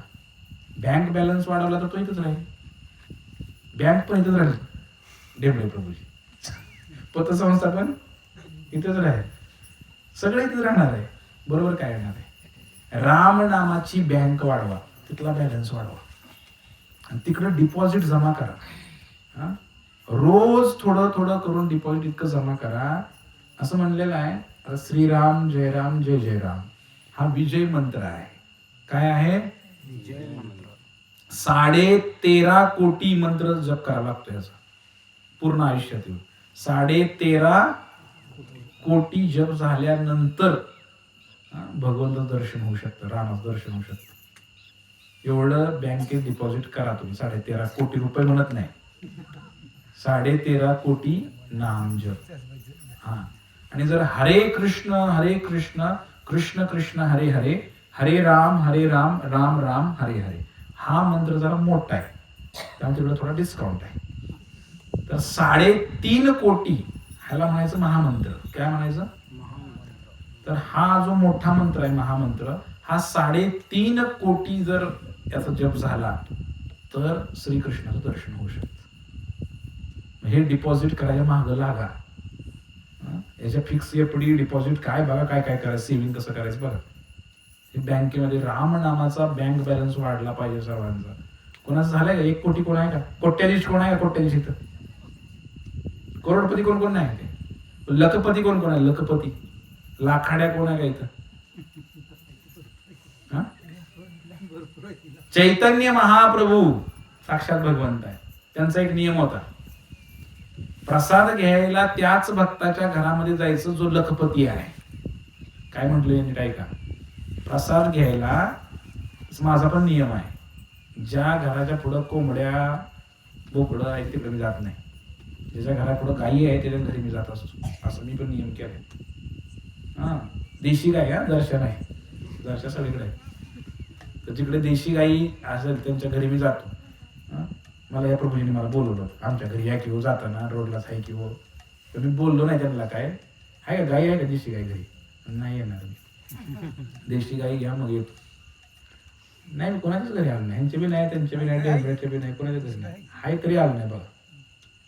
देशी गाई पाहिजे, कारण ही आपली गरज आहे, तेच आपल्या कल्याण करू शकते मनुष्य जीवनात. येते का लक्षात? अजून काय? चैतन्य महाप्रभू लखपतीच्या घरी जायचे, याचा अर्थ लखपती म्हणजे जो दररोज 1 लाख नाम घेतो त्याच्या घरी जायचे जेवायला. दररोज किती? 1 लाख नामस्मरण करतो, त्याच्या घरी जेवायला जायचे. म्हणून म्हटलं इथं लखपती कोण आहे का, याचा अर्थ 1 लाख नाम कोण घेतंय का? हात वर करा. दररोज नाही घेत, 1 लाख नाम घ्यायला पाहिजे दररोज. आमचे हरे कृष्ण भक्त घेतात बऱ्यापैकी. तर लखपती. आणि जो रोज 1 करोड नाम घेतो तो काय झाला? करोडपती.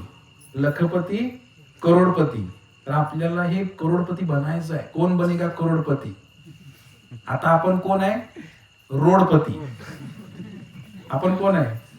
रोडपती. आपण रस्त्यावरच आहे. आपलं काय अजून बँकेत खातंच उघडलं? किती जणांनी खातं उघडले बँकेत? हातवर करा. कुणी कुणी खातं उघडले बँकेत? हातवर करा प्रामाणिकपणे. बाहेरच्या बँकेत म्हणत नाही, आध्यात्मिक बँकेत, नामाच्या बँकेत कोणी कोणी खातं उघडले? हातवर करा. याचा अर्थ कोण कोण नाव घेते असं म्हणतोय हो, हातवर करा की. खरं बरं का, मला सगळं कळतंय. बऱ्याच जणांनी खातं उघडलंय, रोज टाकताय का बॅलन्स काय? 1 रुपया तरी टाकत रोज 10 मिनिटं टाक, 10 मिनिटं. हे बॅलन्स वाढवायचं, हे कधीही नष्ट होत. इथं बँक खातं जे आहे आपलं, या बँक खात्यामध्ये जे पैसे टाकणार तुम्ही, हे पैसे तुम्ही मेल्यानंतर तुम्हाला भेटणार आहेत का? माणसं म्हणणार लागा कशाला तूप टाकतोय, म्हणणार जाळायला, म्हणणार आंटीजे. बरोबर आहे का नाही? पाड्या दिवशी जाळायला याला म्हणणार मेल्यानंतर. नाहीतर आणा गोड येतील, काहीतरी आणा, स्वस्तातला आणा, डालडा आणा. समजतं का तुम्हाला? अरे लगा बँक एवढा बँक बॅलन्स ठेवलाय बापानं मागं, त्याला थोडं तूप तर टाकते, एका थोडं 1 किलो तर टाक, बाकीचं होत काय दुसरं तेल वगैरे, 1 किलो तर तूप टाक देशी गायचं जाळताना. लवकर नाही म्हणते, हा उचला याला लवकर. पण बँक बॅलन्स किती ठेवलाय? बँक बॅलन्स किती ठेवलाय? बँक बॅलन्स ठेवलाय खरं आहे, सगळं माहिती आहे, पण कोणी सुद्धा खर्च करायला तयार नाही तुमच्यावरती. पडदिशी उरका, कसं तरी उरका, आणि कमीत कमी खर्चात उरका. बरोबर आहे का? आमच्यात एक व्यक्ती होता, तो मेला. तर मेल्यानंतर बायको मेली, त्याची बायको. भौतिक प्रेम, सांसारिक प्रेम, खोटं सांगत नाही तुम्हाला. इतकं प्रेम त्याचं बायकोवरती, इतकं प्रेम ना, की त्यांनी काय केलं, सोन्याची फुलं केली. तेव्हा सोनं फार स्वस्त होतं, 6,000 रुपये तोळा, 5-6 हजार रुपये तोळा असेल. सोन्याची फुलं केली बारकी बारकी, आणि जाताना अंत्ययात्रेमध्ये सोन्याची फुलं टाकली मड्यावर अशी. इतकं प्रेम त्याचं बायकोवरती. तेवढं तर आपल्याला कोण करणार आहे का? काल आम्ही एका ठिकाणी गेलो होतो, ते एक व्यक्ती वारला होता. तर तो वारल्यानंतर ते लागतं की सोन्याचा मणी तोंडात ठेवायला पाहिजे की नाही, हा? तर ते मणी कोण द्यायला तयार नाही, हा? कोणच देणार त्याला घरात, कोणी तोडायला. ही याला म्हणते, ती त्याला म्हणते, ती त्याला म्हणते, ती त्याला म्हणते. त्यांचं 10-15 मिनिट तेच चालू होतं, कुणाच्या गळ्यातलं काढायचं. कशाला रे एवढे पैसे कमवून ठेवता? काय अवस्था आहे, तिथं शूटिंग करून तुम्हाला वर पाठवायला पाहिजे. मग काय काय होते रेकॉर्डिंग करून, मग तुम्हाला कळेल किती प्रेम आहे. आईला म्हणणार उगाच एवढं कष्ट करून कमवून ठेवलं. हे प्रेम नाही. प्रेम हे रामावर करा, श्रीकृष्णांवर करा, हनुमंतरायावरती प्रेम करा. त्यांच्यासाठी काही 10-20 रुपये खर्च करा. एवढं बँक बॅलन्स साठवू नका, शेवटी ते सगळं मागं राहणार आहे. आणि तुम्हाला वाटत असेल माझ्यावर भरपूर प्रेम आहे, आणि माझ्या आरती करतील, माझा फोटो लावतील, मोठी समाधी बांधतील. या भ्रमात राहू नका. कुणाला वेळ नाहीये समाधी बांधायला. कुत्री मुतून जातील समाधी बांधली त्याच्यावरती. कोणी फुलं वाहणार नाही, कुणालाही वेळ नाहीये. खरं सांगतो मी तुम्हाला, पहिला होता वेळ, आता कुणाला वेळ नाही तुमच्या समाधीला पुष्पहार घालायला. घोर कलियुग चालू झालेलं आहे. मेल्यावर लोक येत नाही, तुमची समाधी कोण बांधायला येतो? या भ्रमामध्ये राहू नका. रामाचं प्रेम प्राप्त करण्यासाठी प्रयत्न करा. एक छोटीशी गोष्ट सांगणार आणि मी थांबणार, कारण माझं टाइम बरोबर झालेलं आहे. एकदा एक व्यक्ती होता, आणि तो व्यक्ती नेहमी ही गोष्ट सर्वांनी ध्यानपूर्वक ऐकायची, 2च मिनिटं, आणि जीवनात उतरवायचा प्रयत्न सुद्धा करा. तर एक जो व्यक्ती होता, तो सारखाच प्रवचनाला, कीर्तनाला जायचा. सारखंच गावामध्ये एक महाराज होते. प्रत्येक गावामध्ये कोण ना कोण महाराज असते आमच्यासारखे, त्यांच्या नादी लागते कोण ना कोण. मग ते नादी लागले ते महाराजांच्या. मग बायको वगैरे त्यांना आवडायचं नाही. बायको म्हणे सारखंच जाते मठात तिकडे, म्हणले सारखं काम धंदा करायचा, इथं शेतीवाडी करायची सोडून सारखंच हरे कृष्ण हरे राम सारखंच करायचं. मग ते कुणालाच आवडत नाही घरामध्ये. बायकोला पण आवडत नाही, आईला पण आवडत नाही, मुलांना पण आवडत नाही. हे आमचं बाप म्हणणार सारखं तिकडे मठातच जाते सारखं. आणि मग अशा प्रकारे तो व्यक्ती जो आहे महाराजांकडे जायचा, त्याला आवडायचं अध्यात्म वगैरे आवडायचं. मग महाराज नेहमी प्रवचनामध्ये सांगायचे, महाराज कधी खोटं बोलत नसतात. जर तो खरा महाराज असेल तर खोटं बोलत नाही. काय म्हटलं मी? खरा महाराज असेल तर, म्हणजे खोटे महाराज पण असतात त्या जगामध्ये. तर तो काय महाराज लोक नेहमी खरं बोलतात. काही नाही म्हणले संसारामध्ये, काही नाही. रावण मेला, लंका जळाली, अशीच होईल गती. कुणाचं कोणावर प्रेम नसते म्हणले. हे सगळे 2 दिवसाचं घेत, हे जन दिल्या घेतल्याचे नेहमीच प्रवचनामध्ये सांगायचे महाराज. काही नाही म्हणले, शेवटी कोणीच कोणाला ओळखणार नाहीये. आपल्या प्रत्येकाला मरायचं आहे म्हणले एक दिवशी, आणि तुम्ही काही जास्त प्रेम करू नका संसारावरती. हे बायका पोरं वगैरे तू म्हणशील घर दार ते इथंच राहील सार, अरे मेल्यावरती तुझ्या बरोबर काय येईल? एक मडकं सुद्धा येणार नाही मातीचं. तू काय हे याच्या नादी लागू नको. ते सारखं ऐकून ऐकून ऐकून ऐकून त्या माणसाला प्रश्न पडला. माणूस म्हटला, महाराज सगळं बरोबर बोलताय म्हणला, पण ही शेवटी काय तुम्ही एवढं व्यवस्थित बोलत नाही म्हणला. अहो म्हणलं, माझी बायको मी गेल्याशिवाय जेवत नाही म्हणला. माझी लेकरं म्हणलं घरातनं पाया पडल्याशिवाय बाहेर निघत नाहीत म्हणला. सोन्यासारखे माझे आईबाप आहेत म्हणलं अजून म्हणलं. इतकी प्रेम करतात माझ्यावरती, आणि तुम्ही सारखंच ते सांगत असताय की संसारात प्रेम नाही, प्रेम करू नका, प्रेम करू नका, संसारात प्रेम नाही आणि काही बरोबर येणार नाही. ही काही पटत नाही म्हणले मला. महाराज म्हणले, आमच्याकडे प्रयोगशाळा सुद्धा आहे म्हणले, तुला प्रयोग करून दाखवू म्हणले. म्हणले करून दाखव प्रयोग. म्हणले ठीक आहे म्हणले, घरी जा म्हणले. घरी जा म्हटले, तुझं किती प्रेम आहे ते चेक कर म्हणले घरच्यांचं. घरी जायचं म्हणले आणि घरी गेल्यानंतर मेल्याचं सोंग घ्यायचं म्हणले. काय केलायचं? मेल्याचं सोंग घ्यायचं. मग ते गेलं, मेल्याचं सोंग घेतलं, घरी गेला. जे डॉक्टर होता वैद्य गावातला एक असतो की, त्याला सांगितलं म्हणले चेक करायला आलं की मेला म्हणून सांगायचं म्हणले. नाडी जरी चालू असली तरी मेला म्हणून सांगायचं. आणि हा पण काय करायचं, गेला घरामध्ये आणि श्वास, कोणाचं काय चालू आहे मोबाईल, तर गेला घरामध्ये आणि घरामध्ये गेल्यानंतर हेवा मेल्यास सोंग केलं, श्वास धरला, असा कोंडून धरला श्वास आणि पडला असा. तर म्हटलं अटॅक झाला याला, मेला तो, असं सगळ्यांनी जाहीर केलं. डॉक्टरला बोला, डॉक्टरला बोला. डॉक्टर आले, डॉक्टरांनी बघितलं, डॉक्टरांनी पण आधीच ठरवून ठेवलं, म्हणजे चेक केली नाडी, नाडी चेक केली. डॉक्टर म्हणले गेले. जसं म्हणले डॉक्टर गेले, बाईनं हंबरटा फोडला, बायकोनी हंबरटा फोडला. धनी म्हणले, काय हो कसं अर्ध्यावर सोडून गेला मला, आता मला कोण आहे तुमच्याशिवाय, कुणाकडं बघू.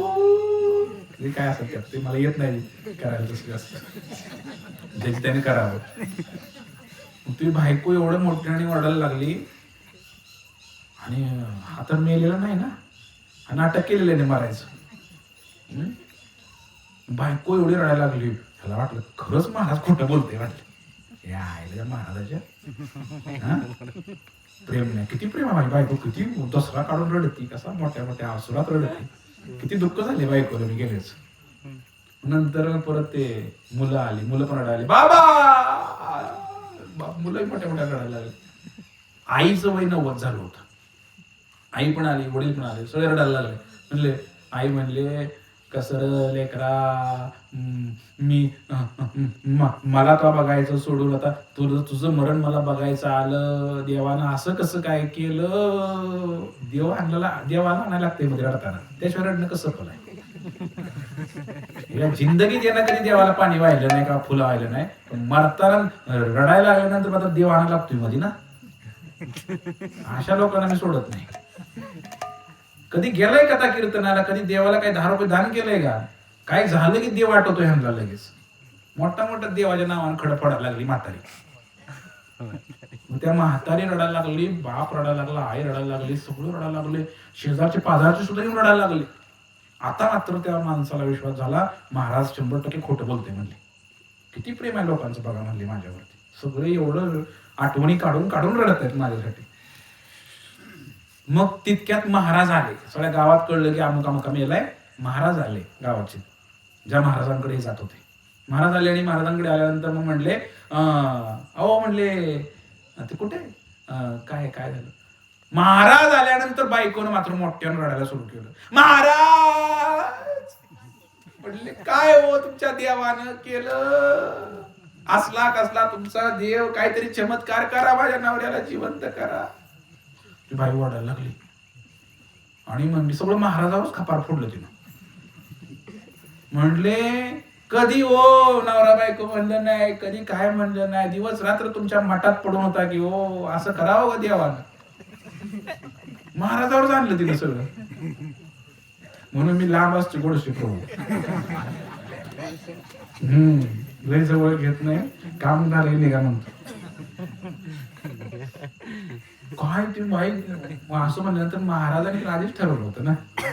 महाराज काही एवढे हे असतात काय, अति हुशार असतात महाराज लोक.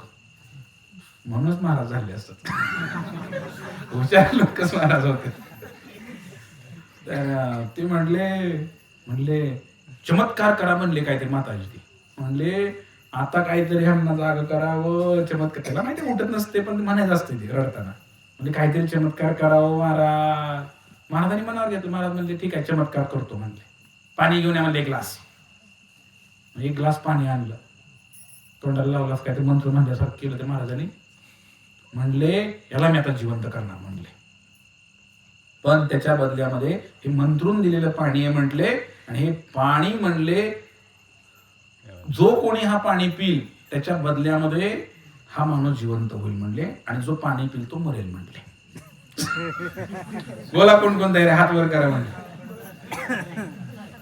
अवघड झालं का? म्हणले कोण तो जिवंत होईल म्हणले. म्हणले असं म्हणल्यानंतर मग ते म्हणले ठीक आहे. मग ते ग्लास महाराज गेले घेऊन पहिल्यांदा बायकोकडे. अधिकार तिचा जास्त आहे ना, अर्धांगिणी. बायकोकडे ग्लास घेऊन. अरे मगापासून तर हंबरडा पडत होती धनी धनी म्हणून, असं तसं तसं म्हणून. आता बायकोचा सूर बदलला. काय केलंय म्हणली माझ्यासाठी म्हणली. कधी म्हणली जम्परचा पीस सुद्धा घातला आणला नाही म्हणजे सगळं माहेर येते म्हणली माझ्या. हा मुडद्यानं म्हणली काय कावा म्हणली जम्परचा पीस मला तरी साडी सुळी किल्ले म्हणली आयुष्यात. म्हणजे ह्यासाठी मरू काय म्हणली मी. हे सगळं कोण ऐकतंय? ती मड ऐकते. म्हणले ह्याच्यासाठी मरून मी काय करू म्हटली. ह्याच्यासाठी मी मरत नसती म्हणली. काय काय बोलायला लागली की सगळं ती बाई सांगत नाही सगळं, एवढा वेळ नाही इथं. इतकं बोलायला लागली ती मड. त्याला काय कळेल हात न बिचारा डोळं झाकून पडले, गपची ऐकते सगळं. आता महाराजाचा विश्वास वाढला त्याचा. महाराज खरं बोलतोय. मग पाण्याचा ग्लास बायको तर पी ना. आणि मग तो ग्लास गेला मुलांकडं. म्हणले मुलांना तुमचं तर प्रेम आहे का बाबावरती, घ्या म्हणले पाणी प्या. बाबाला जीवन करायचंय का नाही. पोरांचा एकच शब्द असतो काय काय कमवून ठेवलंय बापाला. ठरलेलं वाक्य किती कमवून ठेवा. म्हणजे काय कमवून ठेवले म्हणजे ह्यासाठी मारायला म्हणले. अशी काय करोडोची इस्टेट करून ठेवली म्हणले ह्यासाठी मारायला म्हणले. सगळं हातापायाला आलंय म्हणले, अजून आमची लग्न नाही ती मी आलाय म्हणले. हे असं म्हणून ते पोरं पण ओरडायला लागले. मग तो पाण्याचा ग्लास गेला आईकडं. नीट लक्षात घ्या, या जगाचं सत्य मी तुम्हाला सांगतोय, भ्रमात राहू नका. आईने तर प्यायला पाहिजे होतं का नाही. काय राहिलं होतं आईचं आता. 90 गेलं 10 राहिलं होतं. किती राहिलं होतं आईचं. 90 वय सांगितलं ना मी. आईने पाणी प्यायला काहीच हरकत नव्हती, पण आई म्हणले आता कुठं माझं खाया प्याचं दिवस आल्यात ना, आता मी कशाला मरू. आयुष्यभर हाडाची काढ झाली, कष्ट केलं संसारासाठी, आता खाया प्याचा दिवस आला, मी कशाला मरू काय म्हणजे. जमते का मला, जमते. तर असं आई म्हणाली. मग आई म्हणल्यानंतर ते म्हणले आता पुन्हा जात काय. मग गावकऱ्याकडे गेला ग्लास. मित्रमंडळी, बांधकरी, शेतकरी सगळे शेजारचे म्हणले तुमच्यापैकी कोणी तयार आहे का पाणी प्यायला. ते म्हणले नाही बाबा म्हणले, आमचं तिथे काही संबंध नव्हता म्हणजे असं. लगा म्हणले मागच्या आठवड्यात 2000 उसनं घेतलेलं दिलं नाही तर त्याचा विचार आम्ही करतोय म्हणजे. कशाला बोला म्हणून बोललो नाही म्हणले. ते ग्लास आल्यावर मग बोलायची वेळ आली म्हणजे. गावकरी अशी म्हणले, मित्र असे म्हटले. मग असं म्हणल्यानंतर तो ग्लास आला शेवटी महाराजांकडे. सगळे गावकरी किती हुशार बघा, बायको पण किती हुशार. बायकोने सगळे गावकरी एका सुरात म्हणाले. काय म्हणाले. महाराज म्हणले तो रात्रंदिवस तुमच्या मठामध्ये यायचा, हरे कृष्णा करायचा म्हणले त्याचं तुमच्यावर लय प्रेम होतं म्हणले, आणि तुमचं सुद्धा त्याच्यावर असणारच आहे म्हणले प्रेम. हे पाणी तुम्हीच प्या म्हणले. महाराज म्हणले असं म्हणता वय चालतंय म्हणले, मीच पितो म्हणले. महाराज गटागटा पाणी पिले. जसं महाराज पाणी पिले हा उठून उभा राहिला. मड जिवंत झालं. तिसरं नाटक होत. मड जिवंत झालं. सगळ्यांना आश्चर्य वाटलं. पण दुसरी गोष्ट, महाराज काही मेले नाही, फक्त प्रयोग होता हो. आणि मग ती मेलेलं मड उठून उभं राहिलं आणि सगळ्यांना त्यांना दंडवत प्रणाम केला. राम राम आमचा राम राम घ्यावा, टाटा बाय. बायकोला केलं. आता बायकोला अजून बघा त्यानं सगळं ऐकलं का? पोपट झाला बायकोचा, सगळ्यांचं पोपट झालेलं आहे तिकडे. या जीवनाचं वास्तविक स्वरूप आणि संसाराचं हे खोटं खोटं प्रेम याची वास्तविक अनुभूती त्या माणसाला आली त्या महाराजांच्या कृपेनं आणि कायम स्वरूपी तो मठामध्ये निघून गेला. परत नाही आला घरी. संन्यास घेतला त्या व्यक्तीनं, भगवंताला प्राप्त केले. हरी बोल. काय सांगायचं तुम्हाला की प्रेम करायसाठी जर लायकीचा व्यक्ती कोण असल्या जगात केवळ राम आणि कृष्ण, त्यांच्यावरती प्रेम करा. या हाडा मासाच्या शरीरावरती काय प्रेम करणार आहे आपण? हे एक दिवशी धोकाच देणार आहे. म्हणून जास्त गुंतू नका या, नको गुंतू म्हणा या संसाराच्या माया जाळामध्ये. ह्या जाळं असं आहे ना, याच्यामध्ये जास्त गुंतू नका. केवळ भगवान आणि भगवंतांवरती प्रेम करा. म्हणजे काय करा, तुम्हाला काही दागिने घेऊन या म्हणत नाही. एका बायकोला खुश करायचं असलं तर एका दागिना घ्यावा लागेल, साडी घ्यावा लागेल महागाडीत. भगवंत काय म्हणतात, पत्रम पुष्पम फलम तोयम यो मे भक्त्या प्रयच्छति. तुम्ही माझ्याकडे येताय फक्त एखादं पान फळ फुल घेऊन या, बस, बाकी काय नाही. काय अवघड आहे का? पैसे लागतात का? नाही लागत. म्हणून सर्वांनी सत्संगाशी जोडा, भगवंताचं नामस्मरण करा, गीता भागवत वाचा, तेव्हा ह्या मायेतनं बाहेर पडते. माया फार डेंजर आहे बरं का. हळू हळू हळू हळू असा अडकते संसारामध्ये की परत किती जरी तुम्ही पाय काढायचा प्रयत्न केला निघत नाही. आणि त्यामुळे संतांच्या संगतीमध्ये राहिलं तर मग तुम्हाला समजू शकते की आपण भ्रमात आहे. यातनं कसं बाहेर पडायचा हा मार्ग शोधा. म्हणून नित्य नियमाने तुम्ही सत्संग करा असं माझं निवेदन आहे. तर आपल्या महूदमध्ये दर शनिवारी हा सत्संग भरतो. तर त्या ठिकाणी शनिवारी संध्याकाळी तर रामकथेला बऱ्यापैकी 90% तो आता वाढलेत लोक. पुन्हा एकदा विचारतो, रामकथेला कोण कोण आला होता? हातवरती करा. महूदमध्ये 90%च्या वरती लोक आहे सगळे. तर फार मला बरं वाटलं. आणि मागच्या वेळेसपेक्षा आज या ठिकाणी डबल लोक आहेत का डेव्हलप? म्हणजे प्रगती आहे. काहीतरी घडतं इथे या वस्तीवरती, कोणीतरी पुढाकार घेते आणि काहीतरी होत आहे. हे सगळे लोक तुम्ही येत होता, दररोज यायचं संध्याकाळी गाड्या करून सगळं. हो, अवघड आहे हे सगळं. तुमच्याकडला मोबाईल काढून घेतला 10 मिनिटासाठी, हृदय काढून घेतल्याने होते की नाही? आणि 2-2 तास तुम्ही माझ्या पुढे बसलेले आहे ऐकत. म्हणजे खरंच भगवंताची तुमच्यावर कृपा झालेली आहे, प्रभू रामचंद्रांची कृपा झालेली आहे आणि तुम्हाला ते भाग्य भेटलेलं आहे. फक्त आता हे अजून वाढवा, प्रयत्न करा. जसं तुम्हाला गाड्या केल्या होत्या आम्ही येण्यासाठी जाण्यासाठी, तर दर शनिवारी आपण गाडी करू. चालेल का?